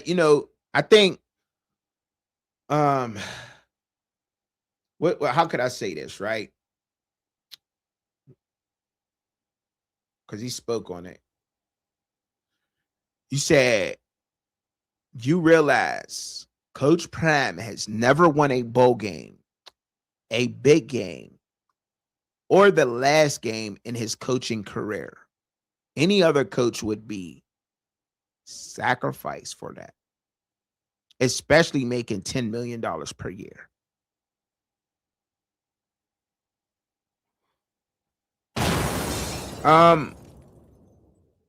Making $10 million, right? I think they're paying him for something else, right? So, for the sake of the conversation, right? So, you're gonna have me play the other side today, right? So I'm assuming you want me to play the other side on this, even though we largely agree, right? But there's another side of the conversation that has to be had, right? And that's fair. That's just fair. There's for the sake of the conversation and where do you want to go, and where you're actually going with this, I should say, right? You know what I mean? That's okay. So that's all right. That's okay. That's okay. That's okay. So I will have this conversation with you. Al Farouk. I will have this conversation. I will go on this, right? So I would say that even though he has not won that game, and even though Coach Prime is getting paid $10 million per year, I would say that his selling what his selling points is to that school is developing the defensive backs. He was an elite D back in the NFL. Branding. He's bringing one of the biggest brands into college football. I just talked about it. He has the biggest brand as a coach that is active in college football. The Prime brand, there's no other coach's brand that is bigger than the Prime brand in college football. So the branding that he brings. Not maybe the outside revenue has a little bit to do with it. I'm not sure, right? But I don't think that's what it is. I'm talking about him as a coach and why he was paid the 10 million. NFL preparation for the players that the connections that he has, the exposure that he brings, the accountability, the way that the modern player driven system that he got. You know what I'm saying? The type of that's what I would say. You know, the fact that he can still get elite players out of the transfer portal, skilled players, wide receivers, running backs, to Colorado. Like his that and the name, image, and likeness, the biggest thing. Social media relationships that he got, the camps that he's doing. That you know what I mean? I think that's where they paid him at. I'm not sure, but for the sake of conversation to have, there's another side of people who would, you know what I'm saying? I think that's where you go with that. I think, don't know. You said, my bad. I was talking football, not clicks. You're correct. When it comes to clicks, he is the king click. I think, like, don't get me wrong. Like, I think that what I'm just trying to like have you know what I'm saying? Like the other side, because I don't think that we are in disagreement. What I brought up and what I spoke on earlier was the fact that I don't agree with him not going into doing home visits and how important it is to Colorado for him to do home visits, right? I don't know if y'all caught that, but we rewind the show to the beginning and you'll see that, right? Also that it's important and it's important for the big guys, right? To get that more emotional connection. Cause you can get the flashy guys who want flash, the cornerbacks, the running backs, the guys who get the interceptions and take them back for pick sixes, the guys who score the touchdowns, the quarterback that throw the ball. You know what I mean? I always got the ball. The people that get known, that's always known. But the people who are not known, who do not get the flash, is the guys who actually are the nucleus of the team. The way that you need to build it. That's where you actually need. And those are the guys that you have to build the emotional connection with. Those are the guys who you got to go and buy a steak dinner, go to their barbecue, give them a whole rack of baby back ribs. You know what I'm saying? Like the trenches. It's the most important part in football when you're talking about continuity, togetherness, chemistry, the emotional bond. That's how you land those guys going into their homes. That's where you build the team. You know what I'm saying? And that's very important. And understanding if he can do that, if he does that, this team goes to another level. That's how you build. That's how you get championship caliber depth upon your team, retain it and actually how you build culture, because you can build culture going into a home to recruit rather than trying to build it on Saturdays at a football game.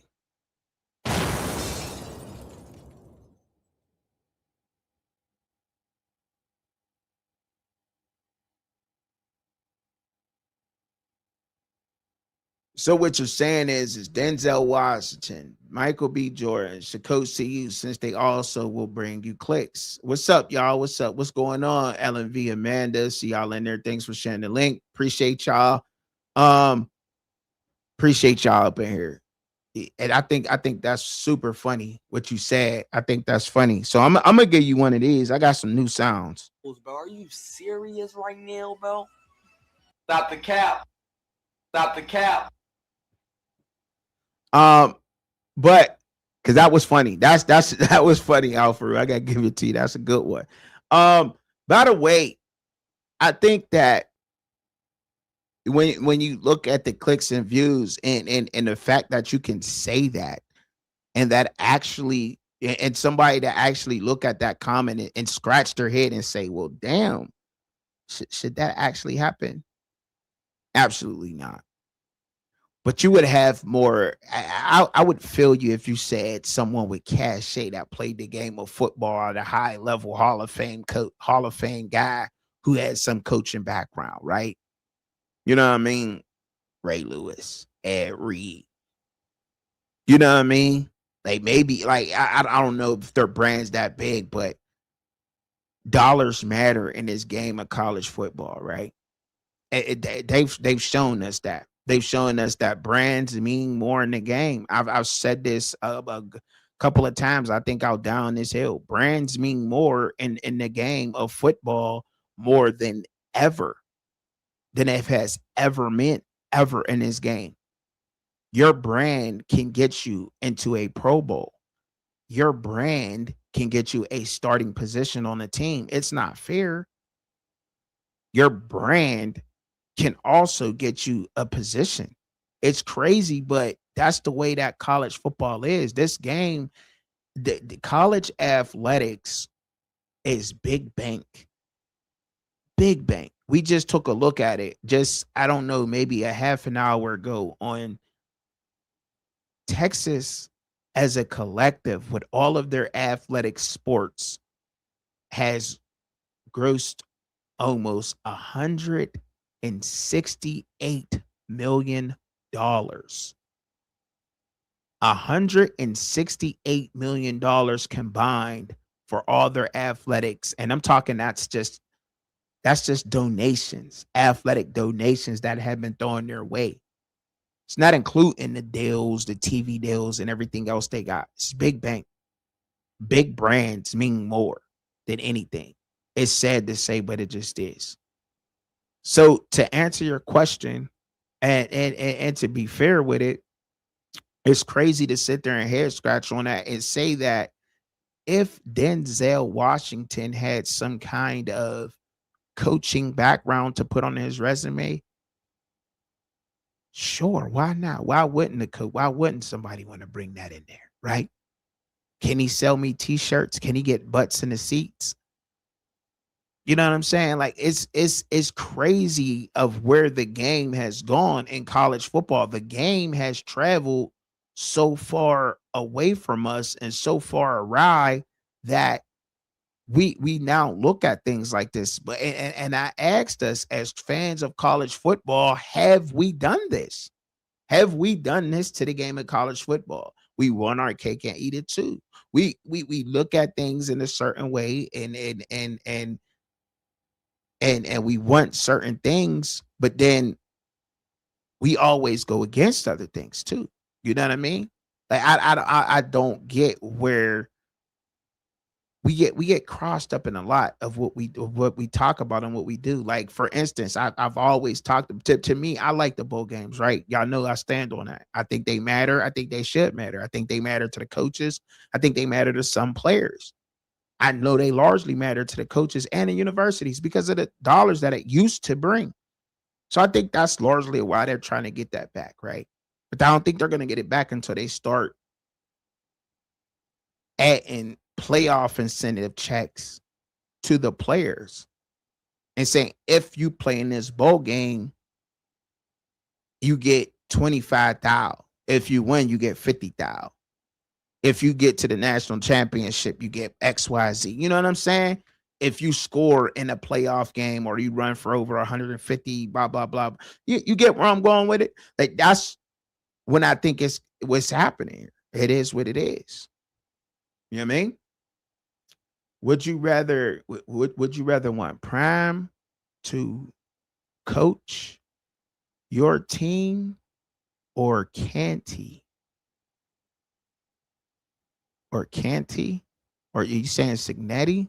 Do you mean Signetti? Because you're typing fast. I'm gonna assume you saying Signetti, Prime or Signetti.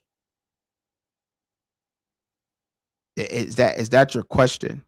Because I think that's where you're going with that. Like, do you want Prime or Signetti to answer your team to coach your team?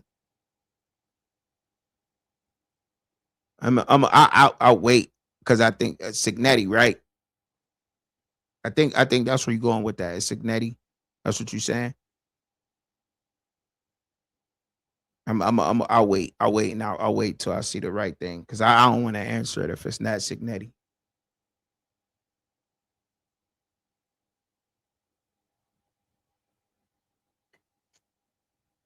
Signetti.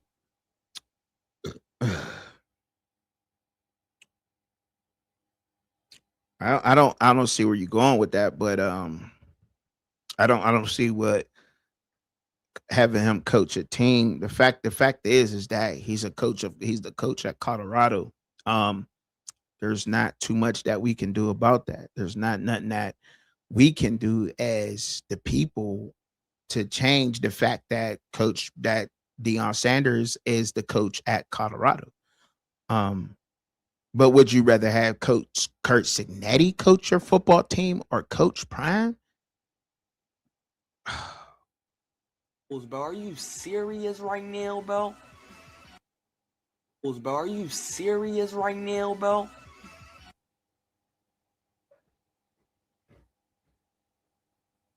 I don't think that's a question. I'm not even going to answer that. I'm not even going to answer that for you to play. I'm not even going to answer that question for you cuz cuz I respect the football knowledge that you have and where you come from, the pedigree of man that you are. I'm not even going to go there and answer that question. That's crazy to say that. To even ask me that question is crazy. Now, I don't think if I don't know if you think if you guys are thinking that I'm so far gone down a rabbit hole that I'm going to sit up here behind this microphone and say that I would have rather have Coach Prime coach my football team than Kurt Signetti. I don't know what in the world would make y'all think so low of me or anything because I have simply changed my mind on the Colorado Buffaloes and said that I am rooting for Brennan Marion's offense to be successful this year. One thing has changed in sports, and I will say this: there is a group of people in college football, whether what team you go to, there's always there's always two sides of the teams. Every team, even my Pittsburgh Steelers, that you can literally out here in this metaverse of YouTube be crucified upon what you think and your beliefs on your opinions, and it makes zero sense to me that you think that I would actually get up here with the football knowledge that I know, the research that I do, and actually say that. But remember, I remember when I was on Raw Hats panel and I said that Indiana was a serious football team. People laughed at me and thought I was a damn joke when I said that. But now I'm being asked, is Coach Prime or Kurt Signetti? Ain't that some shit?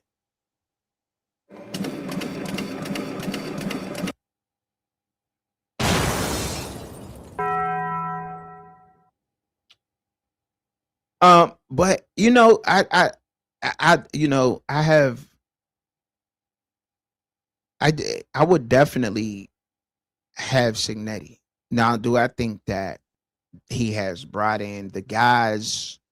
I think he has brought in a guy who has a solid history and is a well-respected coach throughout college football enough to carry on the torch. And if he passes the banner, I think that there is a very high percentage chance that I will say this, that there's a high percentage chance that Brennan Marion very well may be the next head coach of the Colorado Buffaloes. I will say that. I know that ain't sitting right with some people today, but it's just the truth, right? I mean, he has the coaching experience. He's well respected. I don't think that he did too bad at Sacramento State last season. Especially saying that they were in the Big Sky, one of like I don't know if you want to say that the SEC of the FCS or the Big Ten of the FCS, however you want to put it, right? They definitely the FCS national champion team came out of that conference. So however you want to put that, right? And the year before, I think it was Montana that won. Correct me when I'm wrong, though. I think it was Montana that won. I can't remember, but Montana State won it last year. But these guys, that guy has absolutely a lot of respect around college football. A lot of people talk about him in a positive way and what he's able to bring. And I think I said this last week, right? I don't think that Coach Prime gets in the way. I don't think Coach Prime gets in the way um of what he's doing, right? Like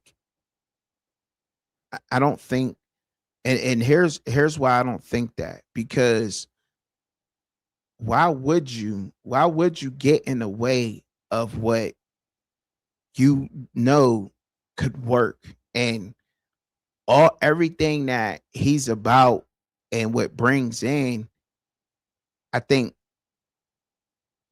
Brennan has a lot of that with him already. So I think you just let him go and do what he needs to do on that side of the ball. Plus, what the hell? And excuse me for saying this, Coach Prime, you know defense, not offense, bruh. Like, let your offensive coach rock out. You know what I'm saying? Never really been an X's and O's guy. So just let Brendan Marion do the X's and O's on offense, right? Let you rock out with that. Now, which goes into segue in a little bit of, I don't really care about the comments or not, but I don't see what Todd Monkey could talk about, to Coach Prime for what about Shador. He's been a great elite corner, not a quarterback. I mean, you can learn coverages and, could teach him a little bit of coverages and what is he recognizing pre and post snap. But I would understand and not understand why the Jags really that hit him about Travis, and that Travis is moving to DB. That would be more of a question, but I don't understand why, that would come up. But yeah, I think that's that in that manner. Don't get in the way of something that is known to already work. You know what I mean?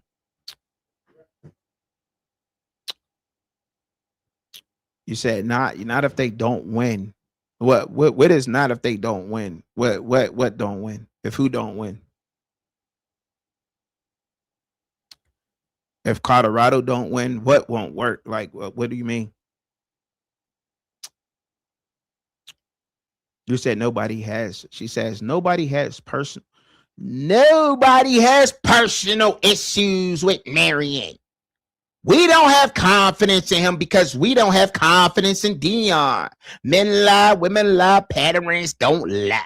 Parents don't. I don't know. Did I say that right? Did I read that right? Because it says nobody has, and in personal issues is in caps. So I'm saying nobody has personal issues with Marion. We don't have confidence in him because we don't have confidence in Dion. Men lie, women lie, parents don't. I think rate me on how I read that. Give me the 1 to 10 on how I read that. I think I nailed that. I think I nailed it. You gotta give it to me. You gotta give me my round of applause. God damn it. Shit, I killed that. The patterns with Coach Marion. I would ask you, what is the patterns of Coach Marion that would have you have the confidence? Is that what you mean? I mean, I get the patterns with Dion, but and the patterns that he has or that he has going on, I can understand that part. But is it because Marion is tied to Dion and Dion is tied to Colorado, and so it's I'm confused. I'm confused. I'm confused on that part. That has to be clear to me. Because I don't rock with what he does or what he says or how he moves about building his team. You said you didn't read it right, laughing out loud. I ain't read it right. And I got a negative 100, like a negative 100. Damn. Negative 100. That's crazy. That's crazy. That's crazy work. That's wild. That's crazy. I absolutely read that right. To me, I ain't read that right. Nobody has personal issues is in caps. So it got wild right there. That was a scream. Personal issues was scream. It's in caps. What do you mean? You can't deny that. You know what I'm saying? You know what I'm saying? You can't do that. You know what I'm saying? You feel me? Who's Kaylee Ross TV? Who's that? That's a new person. You switching up again. Mental health issues. I'm switching up again? Damn. I guess Marion can be the greatest of greats, but if Dion doesn't allow him to do his job, his greatness doesn't matter. Okay. I think see, and that's where I'm at with it, right? So I can understand that. But I don't think that he's gonna get in the way of what Marion is doing, right? I just don't think so. I don't think he's gonna let him rock that way because he's got the head coaching experience. He has shown us that he will get in the way of things, though. You know what I'm saying? That he will try to implement things and put his favorites in positions and say that this guy should start over this guy. But if you want to win, and if you got to be a good leader, and part of that, and that just has not been the things we have saw, but that does not mean when you got your back against the wall at this point and learning how to delegate in the situation, I think is something that he has to learn to do. And I think I'm in belief that he's learned to delegate that learned to say, I have to delegate this to my offensive coordinator, let him rock out and let him do what he do on that side of the ball, right? And play to my strengths. You know, I think he's learned that by now, especially going through a 3-9 season the way that he did. You know, I think that's hard to do. You know what I'm saying? That's very hard to do. And and to answer your question, I wouldn't call it switching up at all. I wouldn't call that switching up. You know, I'm just real, and I'm being as authentic as possible. The way I am here is the way I am outside. I don't think you get that everywhere. You know what I'm saying? I'm not this person here and not this person outside. Like I'm loud like this. But you know what I mean? I everything I do here behind the mic with y'all, talking to y'all on camera is what I do outside when I'm not here. So, you know what I mean? Just try to be as authentic as possible with doing this. But if my beliefs is different, and one thing I do is be honest and real, I don't see how me simply saying that I don't agree with recruiting is switching up. It's like you want people to be real, but then you don't. You know what I'm saying? And if we don't agree, then we can't just disagree and move on. You know what I mean? Because you're not going to agree with everything I say behind this mic, period, point blank, period. I'm not up here to appease anybody. Not up here to do that. I'm up here to simply doing what I love to do. Not up here to appease you. You ain't paying me nothing. You know what I'm saying? You ain't giving me nothing. So what I do is what I do because I love to do it. I don't want anything else. You said Dion always gets in his way. Chubby, that's what I mean about his patterns. Okay. Yeah, I mean, he has shown that he will, you know what I'm saying, get in the way. I just said that. But I don't think that he's in that position. I think he's learned from that from his last season. He said, chat, please tell me what I'm saying. It's not making sense. Please help me, please. I think you're good. I think you're good. I think what you're saying.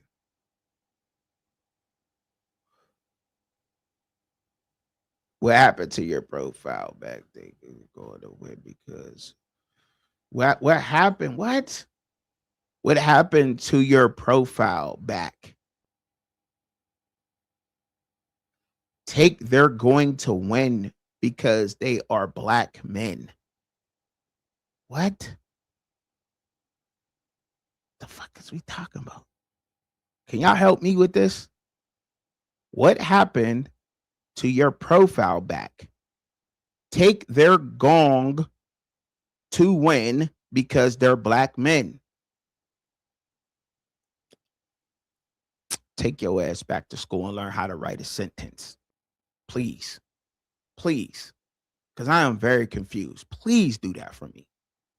Please. You said they're going to win because they're black men. What happened to you going against Prime again? You going against Prime. I'm not going against Prime again. I'm being honest. I'm being honest. And that's what I said I was going to do. And I've been honest about supporting Brendan Marion because he's the first black man to have invented an offense, to put into context. That's what I said. So when you come up and you come correct, come with the context and what I'm saying correctly. Please don't misunderstand me. I know I'm misunderstood, but don't take what I'm saying and flip it. You know what I mean? That's exactly what I said. Yeah. I said supporting him because he's the first black man who has invented an offense. This is what I said. And I think that's super dope.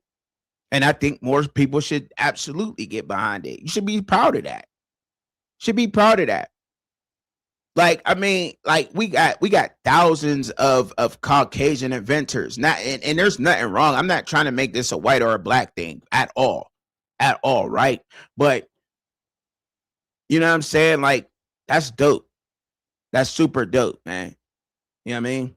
But that's what I said though. And being honest is something that I've always said I was going to do. Just because there's a certain couple of people who got a problem with me supporting Colorado, that's not a me problem. That sounds like a you and whoever else got a problem with that problem. Like, that's not my problem. I don't, you know, sit around in my day to day and worry about who don't like me because I said that I'm supporting Colorado because of Brennan Marion and what I like his go-go offense, and I think it's going to breathe back life into Colorado. Like, I don't think so. Not at all. I don't do that. I'm driving a truck all day. I got family to take care of. I got other stuff that I'm doing, you know, softball games, baseball games, basketball, AAU basketball, AAU baseball games. Like, I don't got time to sit around and talk about a person. There's other people that need that in their life. I don't do that. You know what I mean? Good. Nobody coming on your show because you act like an idiot and read like a shithead. I don't. What people? What people? You know what I mean? I put the link down for anybody who would like to come up. That doesn't mean that I need people to come up or that I dwell on that. You know, I'm gonna continue to grow and continue to do what I do, regardless of who wants to have conversation or not. You know what I mean? And I think that personally, I don't really want to get into why I think or what personal issues, but I think I put most of mine out there. I have never went and said certain things. It's crazy. I don't want to get into that. But I don't do a lot of the other fugaziness stuff. Like, you know what I mean? What I do is what I love to do, and that's to talk football and that's to talk sports and to get up here behind a mic and talk about how awesome I think Colorado's gonna be. Because that's what I think, you know what I mean? And that's how I feel. And that's not going to change. That's not going to change because of this person or that person or that person or this person. That's not going to happen. You know what I mean? For anybody that has personal issues or their personal issues with how Dion feels and won't come out and be honest about it, I've been honest about my dislikes and where it came from with Dion. Have you admitted that? Have anybody that don't like Dion admitted that? I bet you if I asked anybody that's watching right now, why do you not like Deion Sanders? I bet you can't tell me why. And I bet you won't be real about it. I bet. I bet. I put bread on it. I put bread on it. Because personally, I'm a father that got a son who's firing football, firing basketball, firing baseball. I just don't put him on the internet, but I'm going to start. And I would love to coach him from now until he graduates college. So that part of it, I rocks with. What I didn't rock with and what I was mad about is a video still on my live, and that's him leaving Jackson State. I thought he could have made history there. Me personally, that's where that came from. Will I say that to him? Yes, it's on wax. I have a show. I don't hide behind accounts and types. I said that. But I don't know where anybody else and don't like him. I think a lot of people have personal issues. I think people thrive off of negativity in their life. Like, they got to have a certain amount of drama.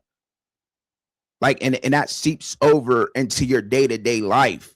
When you just seek out negativity all the time, it don't even have to be about football, whatever, when you seek that out, that you bring that type of energy back to you. And I don't think that's worth it. But that's just me personally. That's what I've learned from being out here.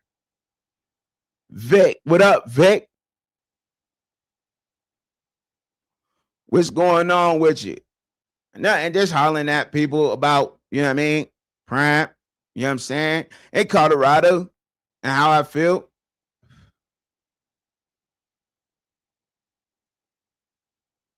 You said Dion was a sellout. Yeah, I said that for leaving Jackson State. Absolutely. Absolutely, I said that. What else? I absolutely said that. The video's on my page. I can't hide from that comment. Absolutely said that. Made a whole cover photo about it and everything. But that's where my dislike with Dion came from. But where did yours come from? And why don't you like Prime? And why is there a whole group of people who constantly got something negative to say about Prime every day? Where do that come from? Because I think it's weird for a man to hate another man, especially when you don't know a man. Where did it come from? That's where mine came from. But I think there's a lot of people out there that's still in the same like category where I'm at and where it started from. And I think that they can't admit that, or they won't admit that. So what they'll try to do is they'll try to say, well, oh, he can't win, or oh, he can't do this, or oh, he can't do that. And that's where they'll take it. But they won't do that. So hate me or love me. One thing you gotta say, I admit it. I'm not running from it. But that does not negate the fact that, nor does it make me hypocritical of saying that I like Colorado and want Colorado to win. And my guest disrespected my guest. Oh my God. Oh my God. My guest, I disrespected a guest. I did. Now, did I start the disrespect? It may look like that. It may have, right? But I don't know who this is trolling, but I'm assuming that it's somebody that probably seen the things that he said, right? When somebody says something behind your back, that's crazy. That's crazy. And you know that somebody said something, yeah, that's foul. It's foul. But I don't think I started it. I just think that I wanted to prove a point more than anything. But that's what happens, though. You know what I mean? Like, stuff happens, man. You know, stuff happens. You know, it is what it is. It's old. Move on. Say what I needed to say. Did what I needed to do. And we move on. That's what we do. That's what men do. That's what men supposed to do. Anyway, you know what I mean? I don't think anybody got disrespected, though. You said one thing has to do with the other. What one thing? I don't, Amanda, what's the one thing?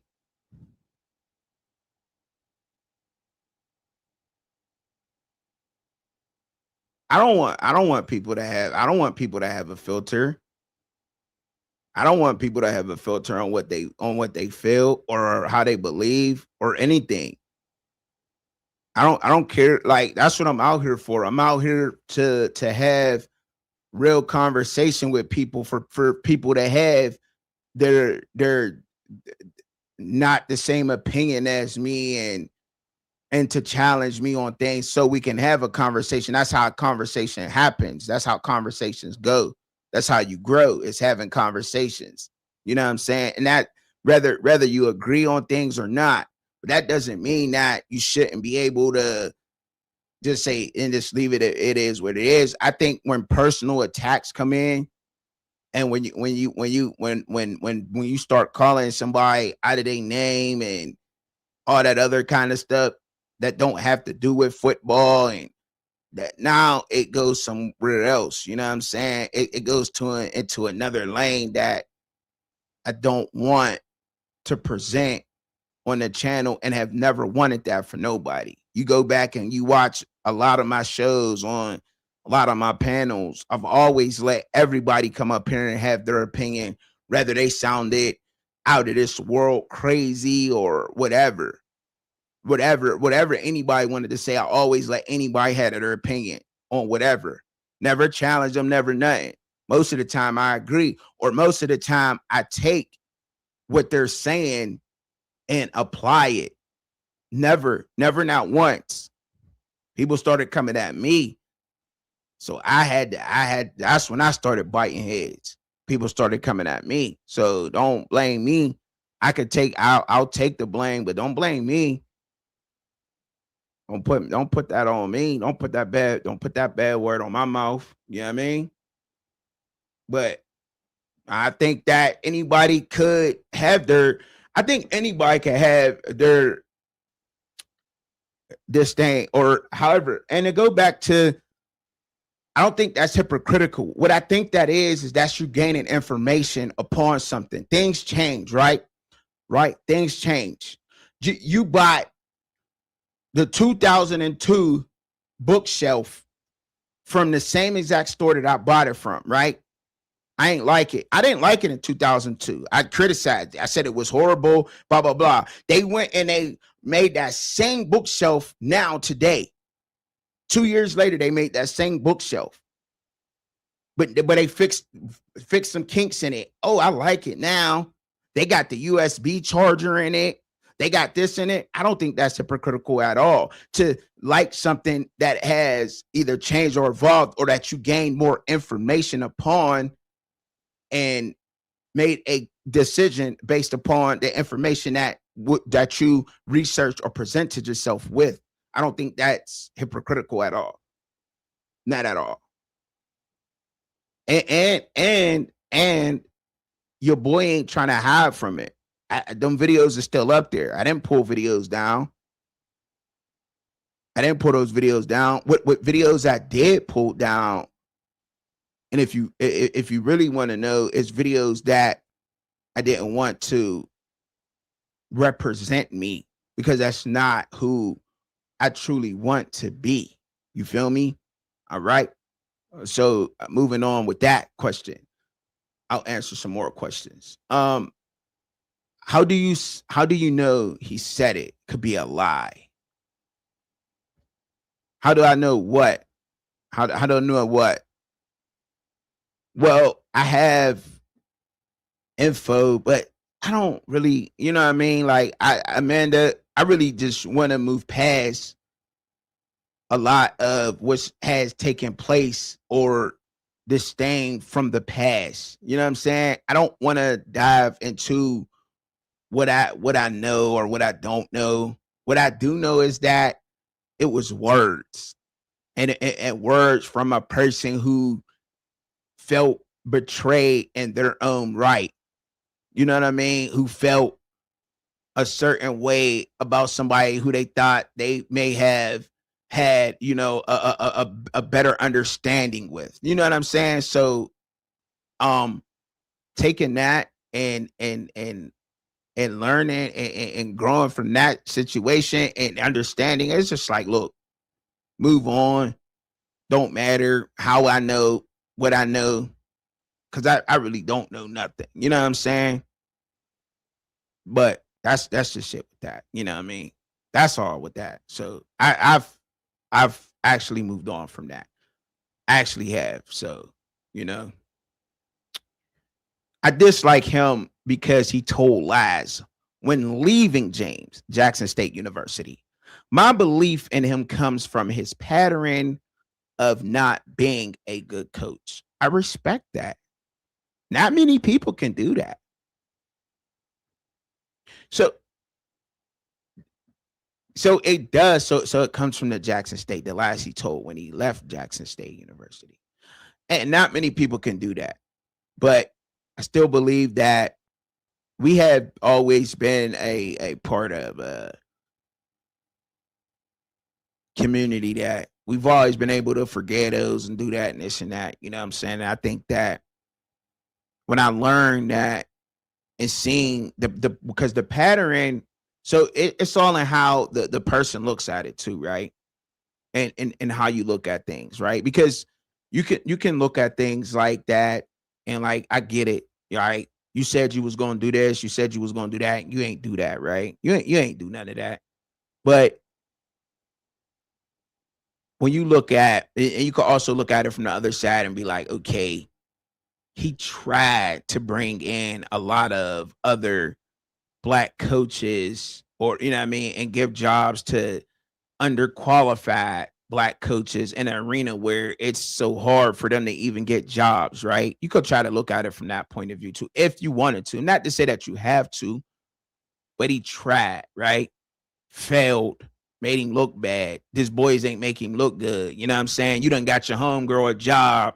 You know what I'm saying? You done vouched for her, and then she did a no call, no show on you. You feel what I'm saying? So, like, I mean, you could look at it like that too.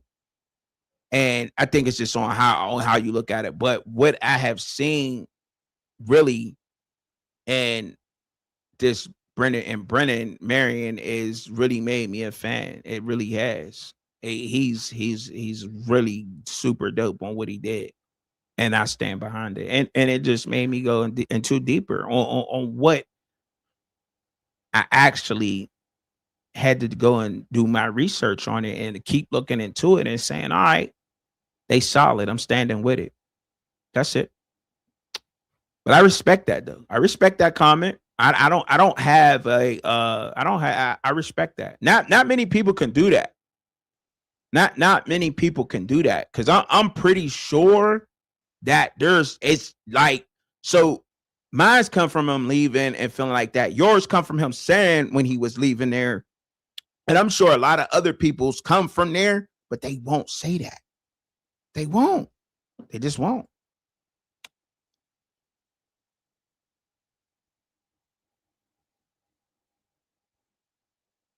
The same thing with Cordell Stewart. Cordell Stewart and the black man parking the incidents. Sound like Neckbone. That's who Kaylee Ross TV is. Neckbone. That's who that sound like. That's who that sound like. Dogs out here carrying bones, but okay, I understand. I like, yeah, like, yeah, I just want to move on, bro. I just, like, you know what I'm saying? Like, it's everything is said. It was what was said, what was said. You know what I'm saying? Like, I'm rocking with the Colorado Buffaloes. I'm supporting the Colorado Buffaloes this year. I'm Now, do I agree with what Coach Prime does all the time? No, I don't. Sadly, I don't. And sadly, I hate to be stuck in this place where they try to put us in a box. I am out here. My show is literally called The Fans Point of View, right?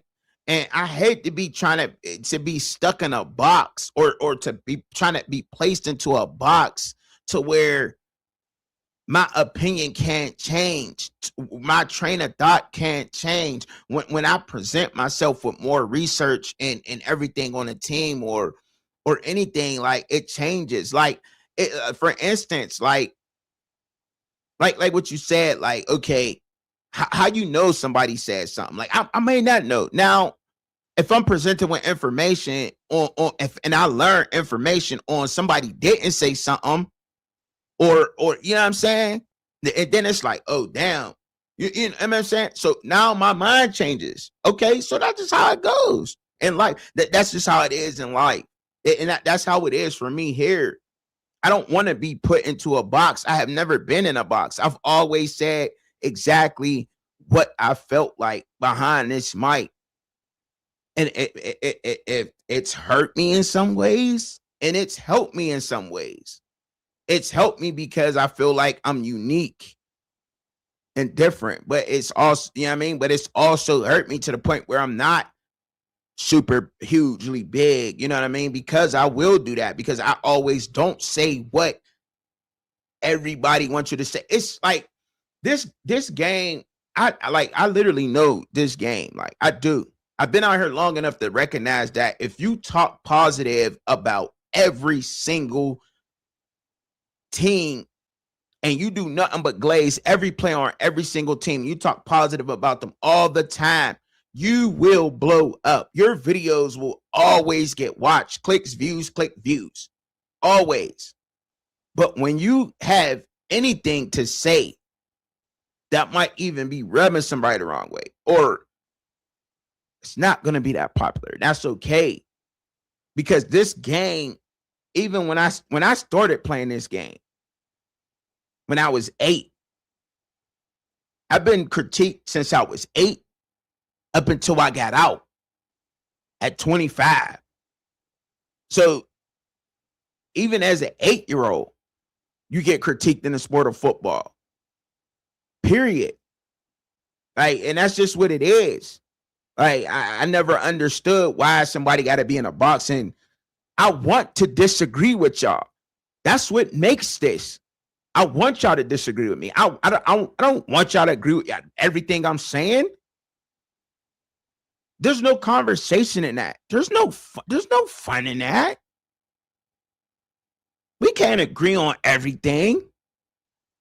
We gotta disagree. We gotta disagree on things. We gotta, you know what I mean? We're gonna agree on some things, but not everything. You know, and I've always been a person who's always stood by that, saying that everything is said for a reason, right?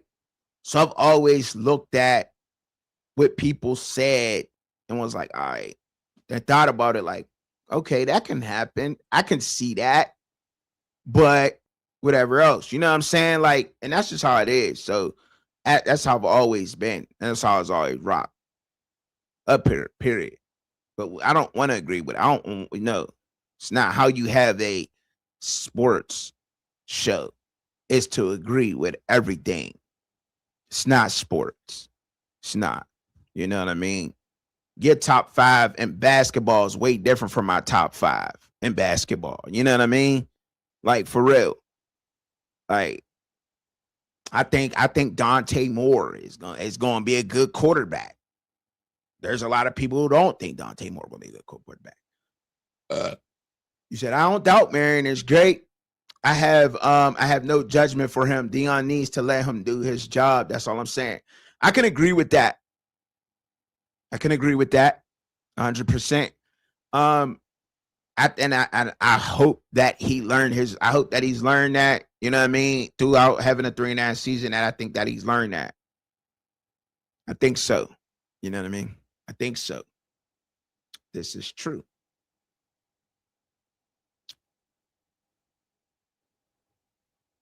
You want it that bad, you would harm your own family for a seat at Prime's table. You made that bed laying it. I don't want it that bad. I don't at all. But I did make a bed, and I'm definitely gonna lay in it, bro.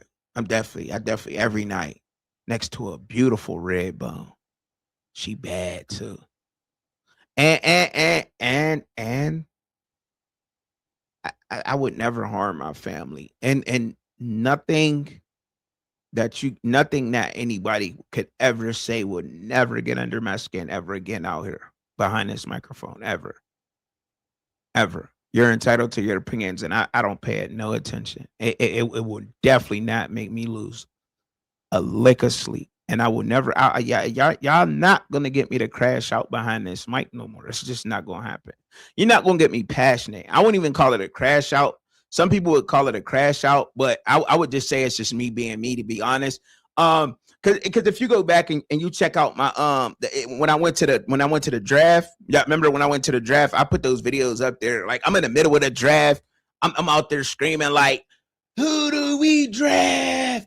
Everybody just looking at me like, and I'm like, and then they started answering me like, offensive line, defensive line. Everybody just started yelling out shit. And I'm like, oh. So I'm like, all right. So I got my cameraman with me. I'm like, hey, yo, all right, let's go over there and talk to them. All right, let's go over here and talk to them. Let's go over here and let's talk to them. Let's go over there and let's talk to this guy. You know what I'm saying? That's how that happened for me. I literally did that. And it was fun doing it. It was dope doing it. And I thought I could come out here and do the same thing. Like, it was dope. Like, man, like being amongst the people, man, is like, it's a joy for me because that's who I am, yo. Like, I'm trying to tell y'all, like, I be trying to be authentic. I be trying to be real, like, but that's who I am. Like, and it was crazy because they actually thought like I was some kind of event coordinator for the draft. Like, you know how you got those people that like always hyping something up to keep the crowd engaged while you waiting in line, or you know what I'm saying? Like, you might be at the amusement park or something, man, and they got the people walking through or the mascots or whatever. You know what I'm saying? You know how it goes. Like, I felt like one of them type motherfuckers that day. I felt like one of them type people that day. I did, because I didn't get searched. I walked right through. Like, I'm like, dang. Like, okay. Talking to the camera. I talked to the newscaster dude. Like, you know what I'm saying? I'm like, okay. Like, so I just rolled with it. Like, all right. It is who it is today. Like, I'm trucking chubby. Like, what's good with it? Like, you know what I'm saying? So, I mean, that's literally, that energy is literally that's who I am. Yeah. Now, do I have to tone it down behind a mic when I'm on a camera? A little bit, but I'm me, and I'm okay with me. Like, I don't want to be up here giving y'all a show all day and be like, yeah, so the Colorado Buffaloes had 616 losses, and yeah, the guys are that and then play a couple of sounds like, or be like, emotional damage, or and doing stuff like, why are you running? Why are you running? You know what I mean? And just being quiet the whole time. Like, that's not me. That's not who I am. It's just not. It's boring. And to me, I gotta be that. Like, I'm trying to be that, dog. Like, you know what I'm saying? So so when I say I'm trying to be that, that's who I am. I'm being myself. Literally. I'm not trying to be nothing else. Yo. I'm not being nobody else. I'm myself behind the mic all day, every day. Y'all getting me. Trust and believe that. Y'all not getting cheap. You know what I'm saying? Y'all really not. But shout out to those people, man, that isn't mentioned. You know what I'm saying? Shout out to you, man. You said, because I would never do that. But never. I would never trade. I wouldn't trade you. I wouldn't trade you for that bag. You know what I'm saying? I wouldn't do that. I would never trade anybody. I don't do that. But are the Colorado Buffaloes going to win this year? I hope so. I damn sure want them to. And you want me to be wrong, and that's okay. And we should be able to live in perfect harmony and say that. And you should be able to get up here every single day in the chat and be like, trucking, your ass is wrong. Colorado's going to get stomped. And and I should be able to laugh about it. And you should be able to laugh about it. We should be able to wake up the next day and do it all over again with no problems. Because guess what? It's football. It's football. This is what we do. This is what we do. Every day. It should go like that every day. And if they don't win them, and if they don't win enough games, y'all I'm going to be right back out here. And I'm going to say the same thing. I'm going to be okay with it. And I'm going to take what comes with it. But the problem is y'all, if it don't go that way, is you going to be able to take it from me? Or am I going to be saying, oh, you too cocky? Or you to this. And I hope, you know what I mean? Like, I hope it don't go that way, you know? But whatever. You know what I'm saying? Like, that's just how it should go.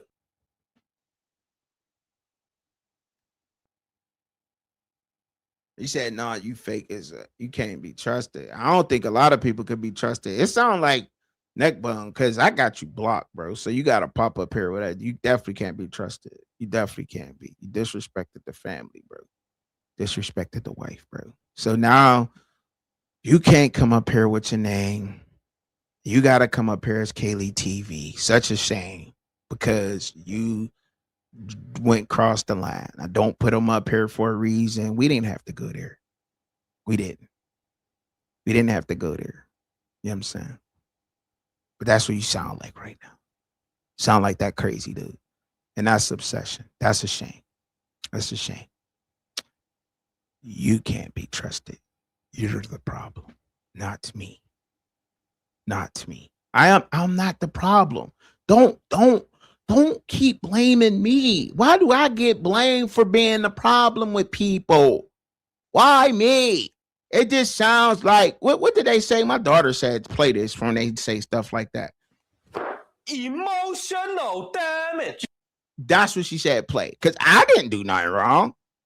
I didn't do nothing wrong. All I did was is give back the same energy. But I have learned, I've literally figured it out. Like, I can't, man. I don't care about that. I do not. I can't care about that because it's not me. Like, it's not me. I can't be the person that I am on this mic and talk about the sports and or just get this a show. Or just, you know what I mean? Or just be rapping. It may be a sports show. Don't mean I gotta beat up. You know what I mean? It might be about anything. Don't mean I gotta do that. But no, negative. Don't gotta do that. Why do I gotta be in a box? No, but don't call me the bad guy because I reacted. Like we gotta stop doing that. Like it may not even be me, but whoever you watch on YouTube, we got to stop trying to hold the YouTuber or content creator or podcaster or sports analyst or host. We got to stop holding them to a different accountability than what you do in the trolls. Because it seems like you could say anything you want in the comments, but if they got something to say back, then you don't like that. That's not cool. I ain't dope. I ain't rocking with that. Like I understand it because like we put ourselves in a position, so we gotta take that. But man, come on, bro. You can't be mad when you know what I'm saying? Every action, there's a reaction. Can't be mad when somebody react and you don't like the way they react to what you acted. You know what I mean? Like, that's the shit. Like, you know. Call me late, but call me late, but there's not one thing that I've never said to somebody. I'm not gonna keep. Yeah, no, I'm not gonna do that. But no, you got like there's standards. There's an etiquette to this, and we can't keep holding those guys to that because there's a lot of hard work behind the scenes that goes into this. Like it is a lot of hard work that y'all don't see. You know what I mean? Like, you know what I mean, hitting a button. It's just more than just that. Cameras, microphones, interfaces, soundboards, research, props, building stuff. Like that, they're like, come on, bro. Like, nah, bro. There's a lot that go into it, bro. A lot of relationships you gotta build, a lot of people you gotta talk to get interviews. Oh, speaking of interviews, I got an interview with Cole Riskoff. That'll be coming out. Y'all be looking for that because I got an interview with him. 3-star linebacker from Colorado Springs. He does train at Matt McChesney's gym. I got an interview with him. That y'all be on the lookout for that. Y'all definitely be on the lookout for that because it's gonna be coming. So make sure you got your notification bell set. I'm telling you, that's gonna be a dope interview. That's gonna be super dope. Got a couple of schools looking at him. I think Wyoming. I think, but we're gonna find out. We're gonna find out exactly, you know what I'm saying, how many offers he got and all of that. But I think Wyoming is like the front runner, but he's a beast, yo. It's a beast. The young man is squatting 335 pounds. No, not squatting. He's benching 335. He's squatting 570. Ugh, beast. He's a beast, yo. Oh, I can't wait to that interview. And then I'm gonna also doing a sit down with T-Cal. So y'all be on the lookout for that. That I'm gonna get the whole background story on T-Cal up here. I'm gonna get his biography. So y'all be on the lookout for that too. Just, you know, a different light than what everybody see with T-Cal, you know what I'm saying? Paint him in a different, you know what I mean? Like, get a whole different perspective on that. Like your boy be trying to work out here, man. You know what I'm saying? Your boy, yeah, I do. Like, you know what I'm saying? And y'all do know that I'm part of Side Channel now, sidechannelmedia.live. You can go to sidechannel.media.live. You can go to when you go to team, meet the team, you'll see your boys by on there. But there's a lot of other people. So if you're a Miami Dolphins fans, there's I think we got uh three different podcasters and content creators that are Miami Dolphins fans on there, and they got their own shows. I think Dylan, B Trill, and Coach Pro. If y'all know Coach Pro, a lot of y'all might already know Coach Pro from TikTok. He's big on TikTok, huge. And he has he also talks college football. He always got I think he got the best college football show on TikTok, to be honest, if you ask me.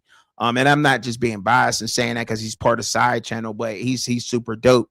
I'm trying to get something going with Coach Pro. But most definitely during this season, y'all see B Trill, me, B Trill, Dylan, and Coach Pro and Donji rotating in and out doing shows on college football. I can't wait for the season because it's so much.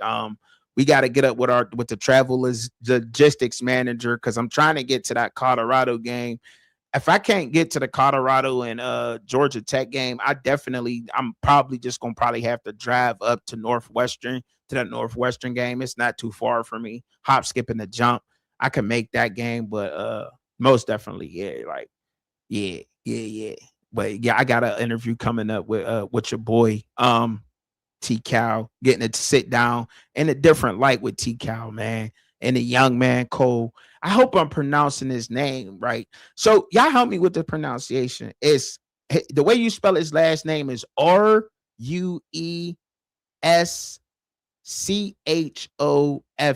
I think, right? I think I'm pronouncing it right. Cole Rushkov. I think, yeah. I think I got it right. I'm gonna ask them for sure tomorrow. But y'all keep a lookout. I think I'll be. Hopefully, I get the interviews. I'm excited about having them. You know, what I mean, I booked them and everything. But now at this point, they just got to get done and put out there. So, you know. But yeah, been working. Been working on that. You said because most of the Prime and Shador fan base is what? Parasocial fans. I said we are living in a time where parasocial athletes and parasocial fans. What that mean? Cons. What that mean, bro? What that mean? What are you saying? Like what are you referring to? Because you could be going on a playback or something. You know what I'm saying? You backdoor Cliff and Alpha, what they do. I ain't backdoor Alpha. What I simply was doing with Alpha Root, and I remember Alpha with Alpha. I don't know. I shouldn't speak on that. I actually talked to him and I told him like now I knew it the way that it looked on the internet. Like I was being biased, but at this point, and since I'm being real and authentic and transparent with y'all at this moment and very vulnerable for doing this,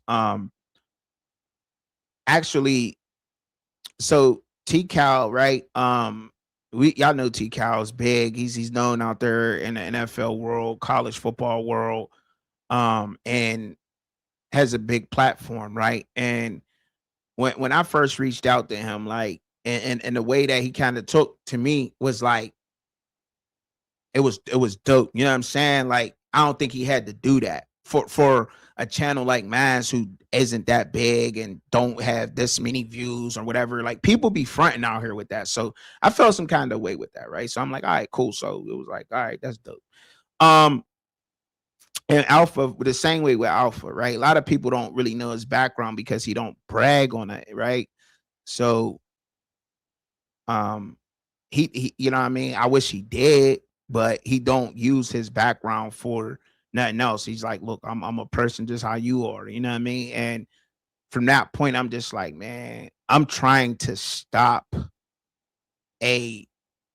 or could be rift between two people that I'm in the middle of, right? But it's like But people like, nah, fuck that. Content over everything. Let them two argue. And I'm like, damn, but on my channel, you know what I'm saying? Like, so I'll take the blame on how that looked, but not here. You know what I'm saying? And that's all I'm trying to do there. But people gonna take that and put it in the context and spin it how they want to spin it. But for me, in my perspective, that wasn't my intentions on that. And I will speak on that. And for that, and for part of that with him, because Alpha always been sort of, it was 100 with me. And that's the only reason why I'm speaking on that, because my intentions were not to have that played out and look like that, but it looked like that on the internet the way that it did. And me trying to make content or whatever out of it, and getting caught up in between trying to make, you know what I mean, shit look funny and be funny all the time can be perceived as something different.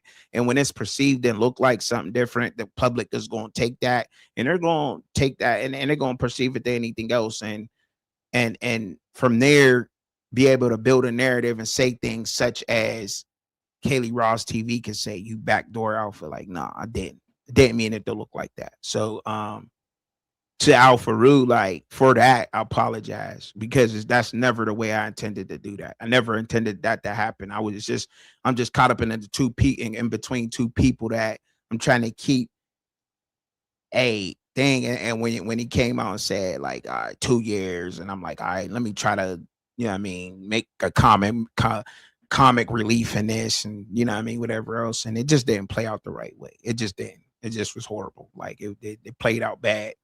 And that's all that was with that. But never intended for that to be that way with him at all. But the other guy though, that you're talking about, backdoor, I was it's crazy, because I seen some of the things that was said, and so did other individuals, right? And just wasn't nice things. You know what I'm saying? Like, it's all football. You know what I mean? Now, regardless if however you felt about the show or whatever else and everything else, you know, and at that point of the apology and what he did, you know, it's like, but why now?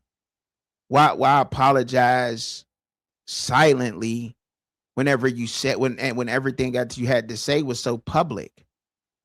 I'm like, I'm not no public figure, not sitting there on no pedestal or anything like that. But at the same time, like, everything that you said was to a group of people publicly. You didn't apologize to that group of people.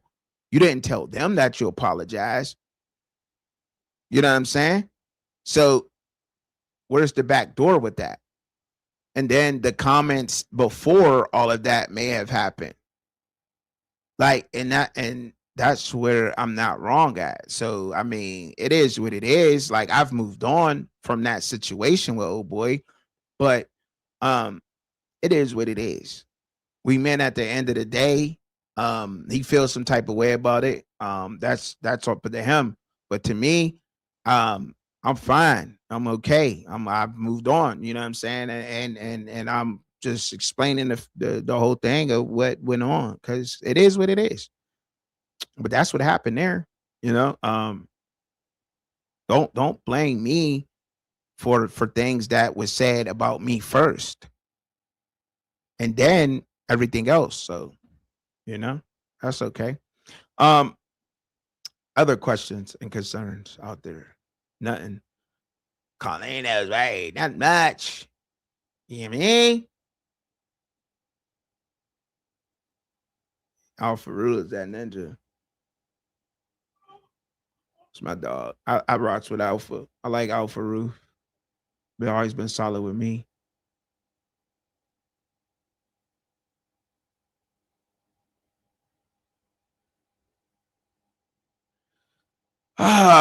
Okay, so that's deep to say that. Like I said, T Cal, I'll be doing a whole sit down with T Cal. Don't really care about too much of who's coming and who's didn't come and whatever else is saying. And I chopped up a video. I chopped up plenty of videos and made videos about things and then whatever else. I've done all of that. Absolutely done that. Done that to a couple people. And so it doesn't make it. But then again, like I don't feel like that's who I am.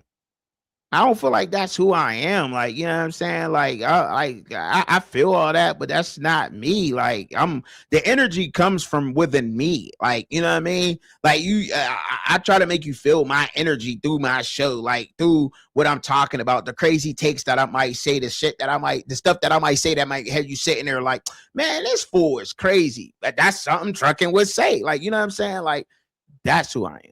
Like, so trying to, you know what I'm saying, be funny or whatever else now, you know what I mean, and debate and all that, it is what it is, bro. At that point, you mad. People gonna say what they gonna say, and that's just what it is. People always gonna have something to say. You can't stop people from saying what they gonna say. You know what I mean, there's no right or wrong way. You can never please everybody. So to me, it's fuck them, and you do what pleases you. Excuse my language. You know what I mean? You do what you do because you can't please everybody. You're never going to do that, period. But about that, not funny. Not at all. Not at all. No, it's not. People, I'm not even going to go there, man. At least one thing I can say is at least you see me doing it. I'm doing it, and it's right there. Oh boy. I mean, but you know what I mean? I'm not on that, man. It's just not Trucking. It's not me, man. It's not me, man. It's not. I don't need to do that. You know what I mean? It don't really get you nowhere. And that's it. You know. Dude, if you've been watching Matt's show like you say you do, you know Matt and Bailey take shots at Coach Prime all the time, and who want to work with him. I think when you look at things in such a clue like this, right? We are the engine that drives the channels, right? Behind closed doors, we do know that y'all do understand and know that these guys talk on a daily basis, right? Y'all do know that, right? See, and this is a game. I'm trying to bring reality to a game that is literally based upon fakeness. That's why I'm fighting the algorithm. I'm fighting against the algorithm. Only y'all can help me grow by liking the show, by sharing the show, by getting in the comments. Only y'all can help me grow, like how y'all help all them grow. People literally get into fake beefs, have fake problems to drive their channels. And when we understand that, we would be better off. But you know why they do that? Because there is a side, because look, that gets both sides. There's a hating side that hate people that don't like what Coach Prime do. And there's a whole side of people that love what Coach Prime do. He can't do nothing wrong. There's two sides. So when you got somebody that's big, now look, you got 5 fingers. There's five big platforms or 5 big social media platforms that praise Coach Prime, I'm not going to say no names on my record. And there's 5 big platforms that talk about Coach Prime. So when you put both of those together, that's 10. And that revenue goes to what person? Come on, man. Come on, man. Come on, man.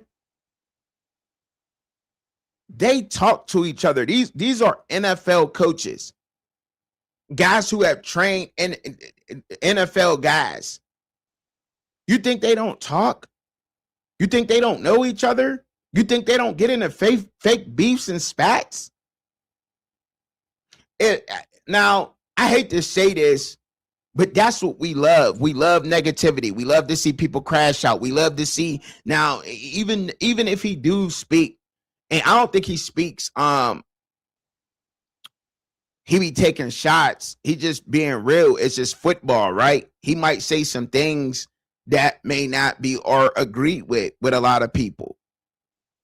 You know what I mean? But that's always been done in this sport of football. If you yourself played football, Greg Nelson, at any time in your life, you tell me the one time that your game was not critiqued by your aunt, uncle, cousins, neighbor, friend. Tell me when you have never ever been critiqued in football if you played the game. And I'll be quiet about it. It's always happened. It has always happened.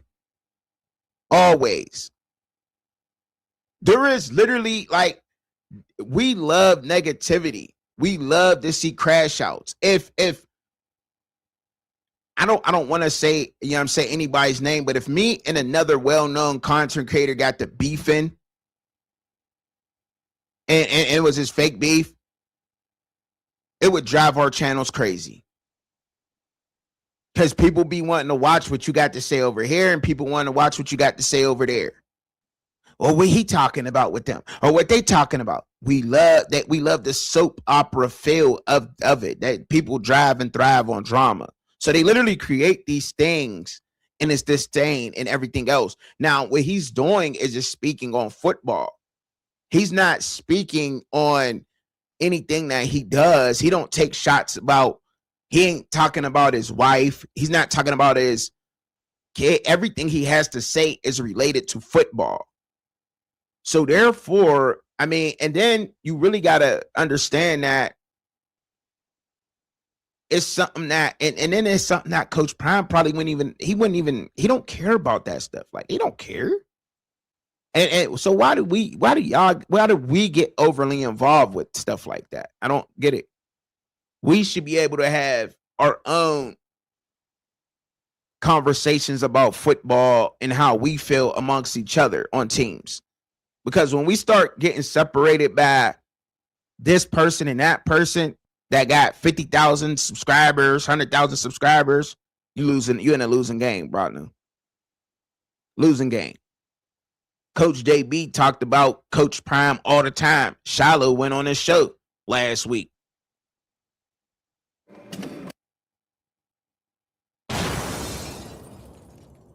Come on, man. It's a game out here, y'all. It's a game. I'm sorry I'm giving the jewels away. I'm sorry, y'all. I apologize to the content creators. I apologize for anybody that's trying to get their views. Hey, I apologize for that. It's a game. And some of y'all get caught up into it so much that y'all gonna watch it regardless because you waiting for the negative thing to happen. You waiting for the next person to say something about somebody. People love drama. You don't want real. You don't want a person who's really trying to respect themselves, who's going to be well researched, know what they're talking about. Y'all don't respect that. Y'all want the drama aspect of it. You want somebody to get up here and say, Nick Saban just sucked or whatever, you know what I mean? And then just point out every bad thing on it. Like, nah. And once again, like, so, like, I don't understand why can't, even if I do, you know what I mean? Even if he do talk about him, Coach Prime or whatever, and got things to say about him, like, I don't understand why you don't want to work with somebody because they take shots at you. That's crazy. That's crazy. Do you honestly think, I'm going to keep it real, anybody that he got a problem with? Now, for instance, I'm going to say this, right? Dan Lannon is the coach of what? Oregon. Oregon is sponsored by who? Nike. Because Dan Lanning is at a school that the Nike guy went to is that going to stop Coach Prime from producing his well-off shoes and his Deons? Because Dan Lannon, the coach at Oregon, took shots at him? Is that going to stop him from doing that? I'm just saying, like, I'm just really trying to have a real conversation at this point. Like for real, because I think we can't get caught up into that. We just can't. We can't get caught up into that. I'm not going to address anything about anything else. That's not good. You know what I'm saying? I'm not going to address anything about anything else negative. He said, and you talking about him recruiting in state, they do, but when Matt all in their ear telling them not to, that's the part they ain't telling you, sitting here ratting their nuts. No, absolutely not. And the part that they not telling you, and I'm talking about them recruiting because it's the facts. Now, it ain't even got to be in state. So what about out of state? You're not even winning in state. So what's the reason why he's not getting an out of state talent? And once again, here I am getting put into the box. You can't put me in a box and say that I can't support Colorado and root for Colorado and Brandon Marion and not be honest about what the program is lacking in. I'm a Steelers fan. You click on my YouTube channel off a page, the first thing you're going to hear me is criticizing Aaron Rodgers. Now, like, so I don't understand, and I'm not riding nobody's nuts about anything, first of all. So, and I don't care about all that. We could miss all that part. But what I'm trying to explain to you is that there's a part, I don't know what they not and we're not going through, but you got a proven product. And I highly doubt if Matt's telling them not to go there. I highly doubt that. I just do. I highly doubt that. I want to get a Matt McChesney interview to put all this to bed, but I think he's addressed it enough publicly to get a fair understanding on what's going on. And it just ain't Coach Prime that has not recruited through them. It's Colorado, period. It's the coaches up there. So let me make that clear also, because I don't want to just put Coach Prime on that part neither and say that he ain't used him. You know, I don't. So to be fair.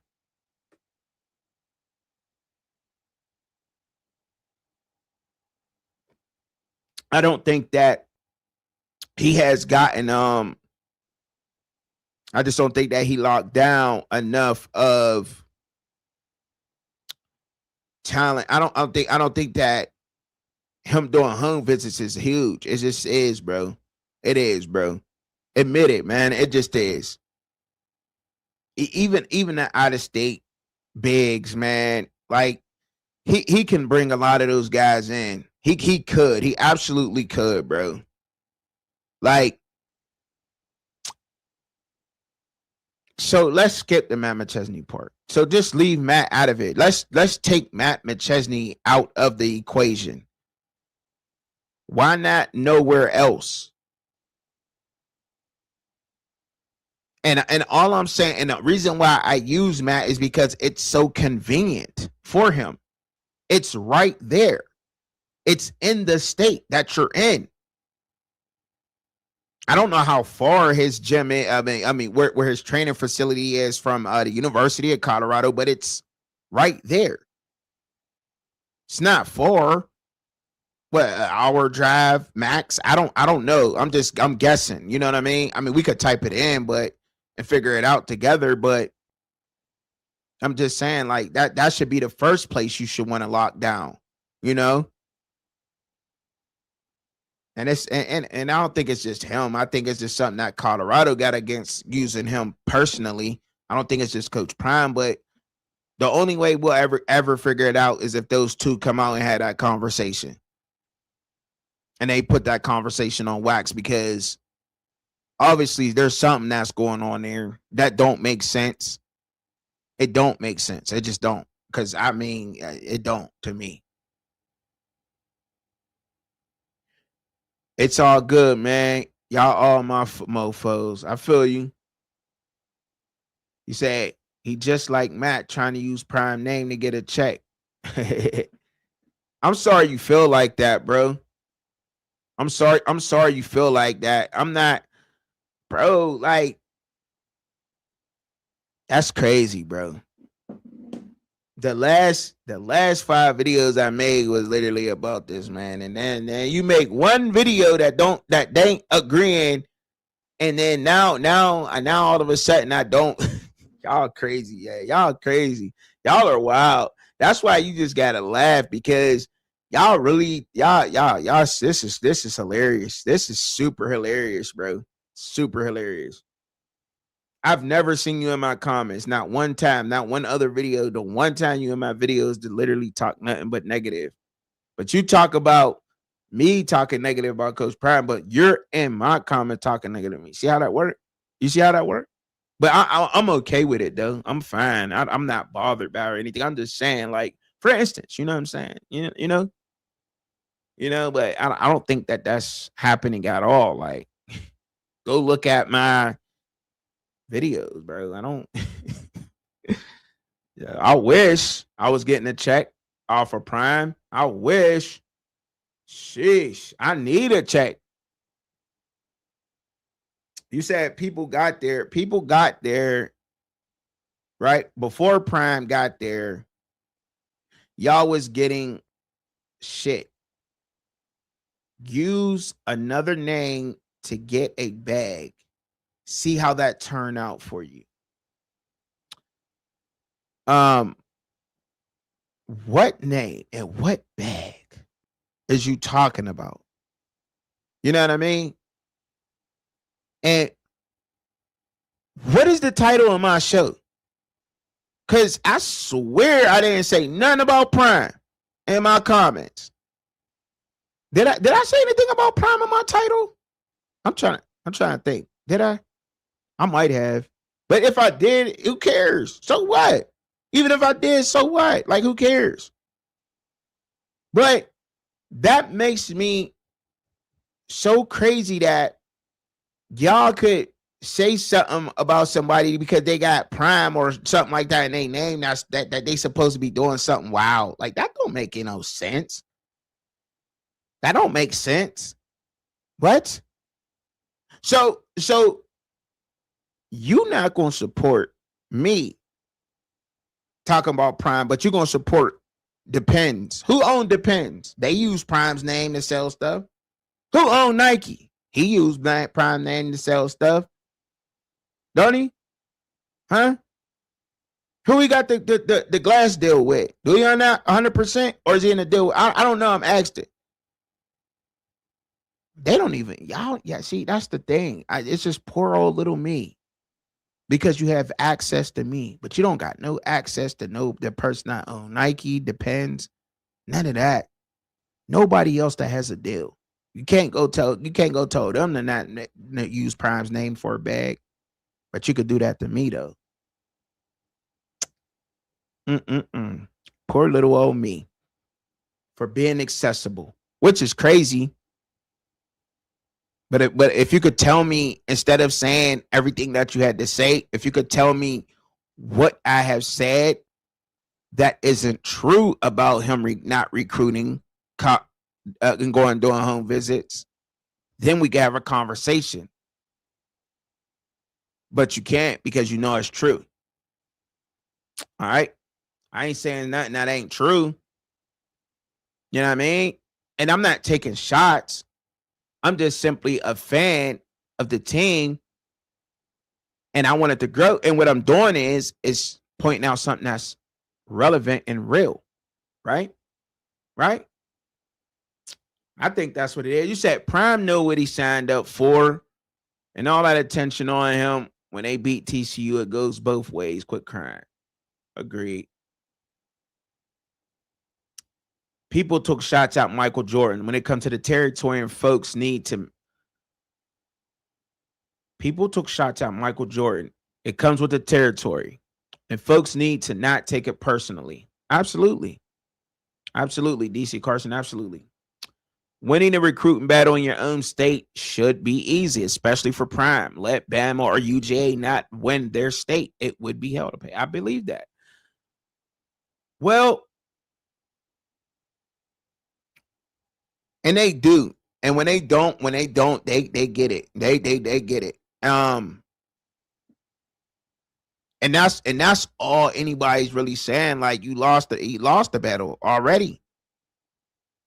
UCLA and Washington came and scooped up 2 players that'll be starting for them next season, I believe. Correct me if I'm wrong. Two linemen at that. A tight end and a lineman. I think Jackson Roper is a tight end. Correct me if I'm wrong. And then or he might be a tackle. I don't know. I can't remember. Forgive me for not remembering. But then Reese Russell, I know he's an offensive lineman for sure. You know, and those are positions that's needed. Gotta lead them guys. Them guys gotta stay there. Can't lose those 4 or 5 stars to teams way over there, California and Washington. I'm just saying that's my only slight. Appreciate that. Appreciate that, Busy B. Don't worry about these non-football fans and keep it football and keep keeping it football. It is what it is. I feel that. I appreciate that, Busy B. Sco Buffs. Feel that. I feel that. Appreciate the $5, man. Appreciate that. Appreciate the 5, you know what I mean? I got a new sound effect for the 5s too. Watch this. You gonna like this sound effect. What the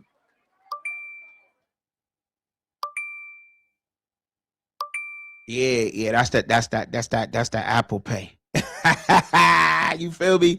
Yeah. I like that. I appreciate that. You said you keep the school culture growing when you recruit in-state kids. Yeah, absolutely. Absolutely. And look, and to speak more on that, I think when it brings a different grind to the team. You know, when you grow up wanting to be a Colorado Buffalo your whole life. I've been wanting to be a Colorado Buffalo my whole life, right? And now I finally get to be a Colorado Buffalo. You know what I mean? Like, it's gonna hit different when you on that field. Like, you're gonna have a different umph. You grew up singing the fight song. Like, I get it. A lot of people don't like doing that, but whatever. You grew up, those colors, the stadium. Now you like it hit different. And that's why I hate to switch subjects a little bit, DC Carson, but that's why I like what Pat Narduzzi is trying to do with Pitt. He's finally bringing in those underrated 3-star athletes from the city of Pittsburgh and bringing them to Pitt. Yes. I mean, like, and we can sit here and be like, oh, Pittsburgh ain't got no. Yes, they do. They just don't get the opportunities, man. And it's a shame, like, because like Aaron Donald went to Penn Hills. You could say that's real close to the inner city. Penn Hills, you know what I'm saying? They didn't lock down Brandon Marshall. Brandon Marshall's from Pittsburgh. He moved down south to get his opportunities because there wasn't none up there. There's been a lot of people who escaped. Kevin Barlow, he went to Peabody High School, played for the San Francisco 49ers. But that's just, I know y'all don't know him.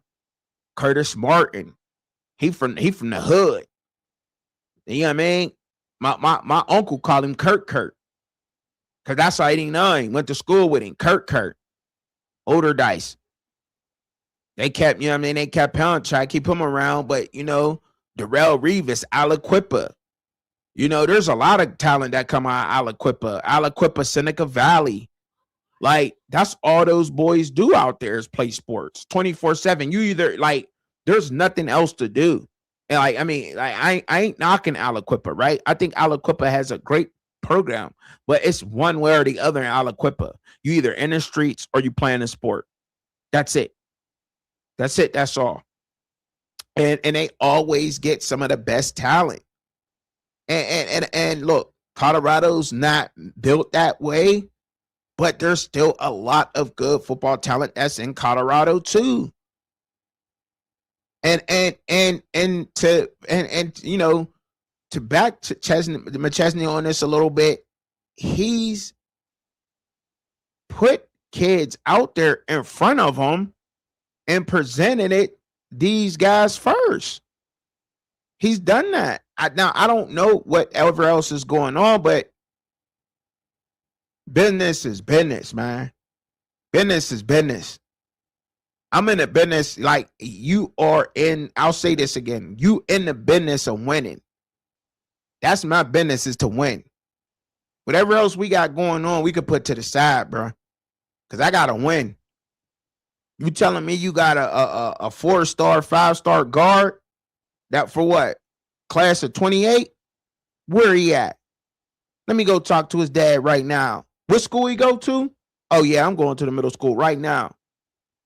Oh, I'm going to the school right now. I'll be there. I'm pulling up. Come on, bro. That's what business you in. It can't be that serious. It can't be that serious. It just can't be. And whatever got going, whatever's going on. You know what I mean? Like, I think that, but you gotta win in-state recruiting. Like, Florida loses that all the time. But I think they trying to crawl back to it. There's too many kids that come out of Florida. Too many that go elsewhere. You know what I mean? Like, granted, it happens everywhere. He's not just the only guy. But right now, you're losing. You ain't getting nobody. Nobody. At all. And when you hear about 4 stars leaving the state of Colorado playing for other teams, like DC Carson said, if that happens, that gets talked about. When Jeremiah Smith went to Ohio State, oh, every coach in Florida heard about that for sure. For sure. You know what I mean? You could eat like that, like, oh, it gets talked about. You know what I mean? It just so happened to be that, you know what I mean? We can say the same thing for Colorado State. You know what I mean? Like, it happens. But I don't think nobody want to go there over Colorado. But still, it happens. Just saying.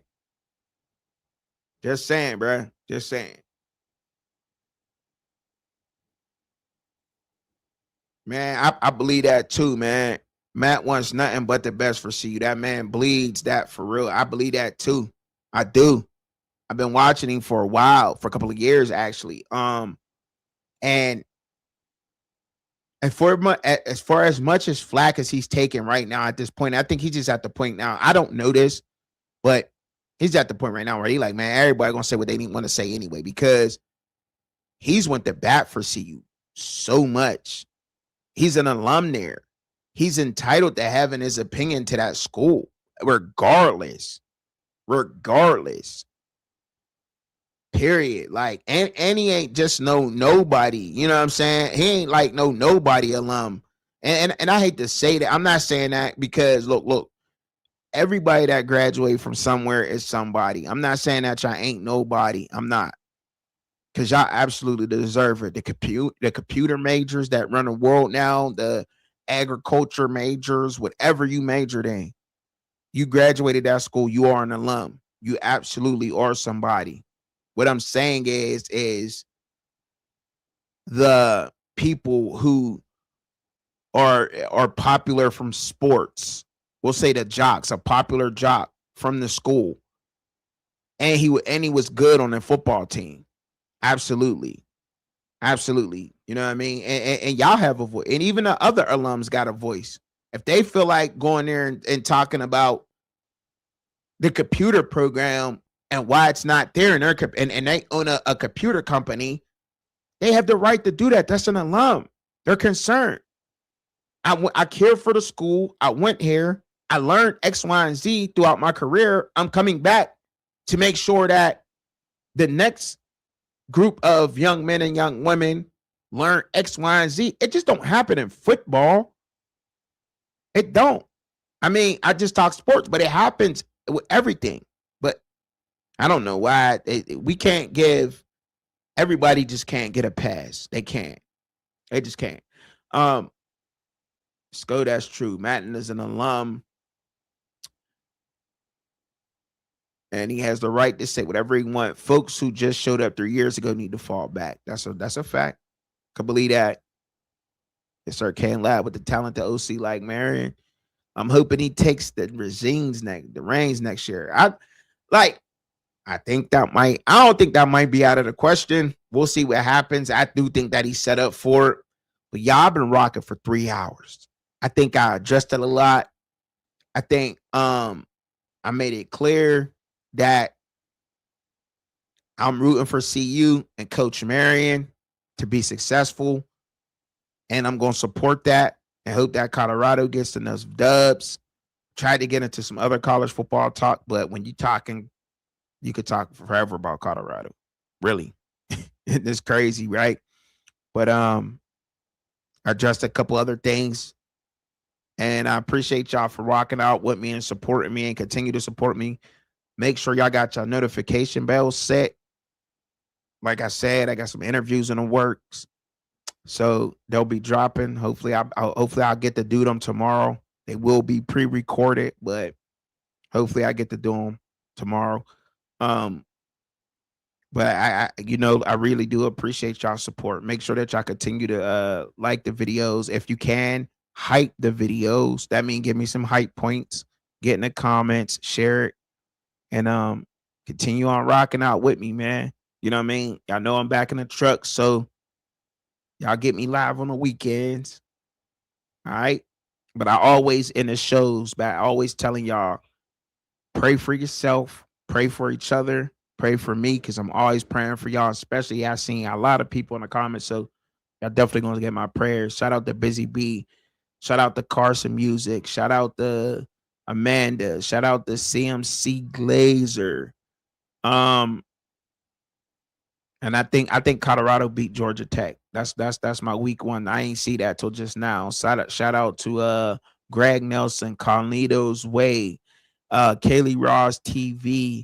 Shout out to who else popped up in the comments that I seen?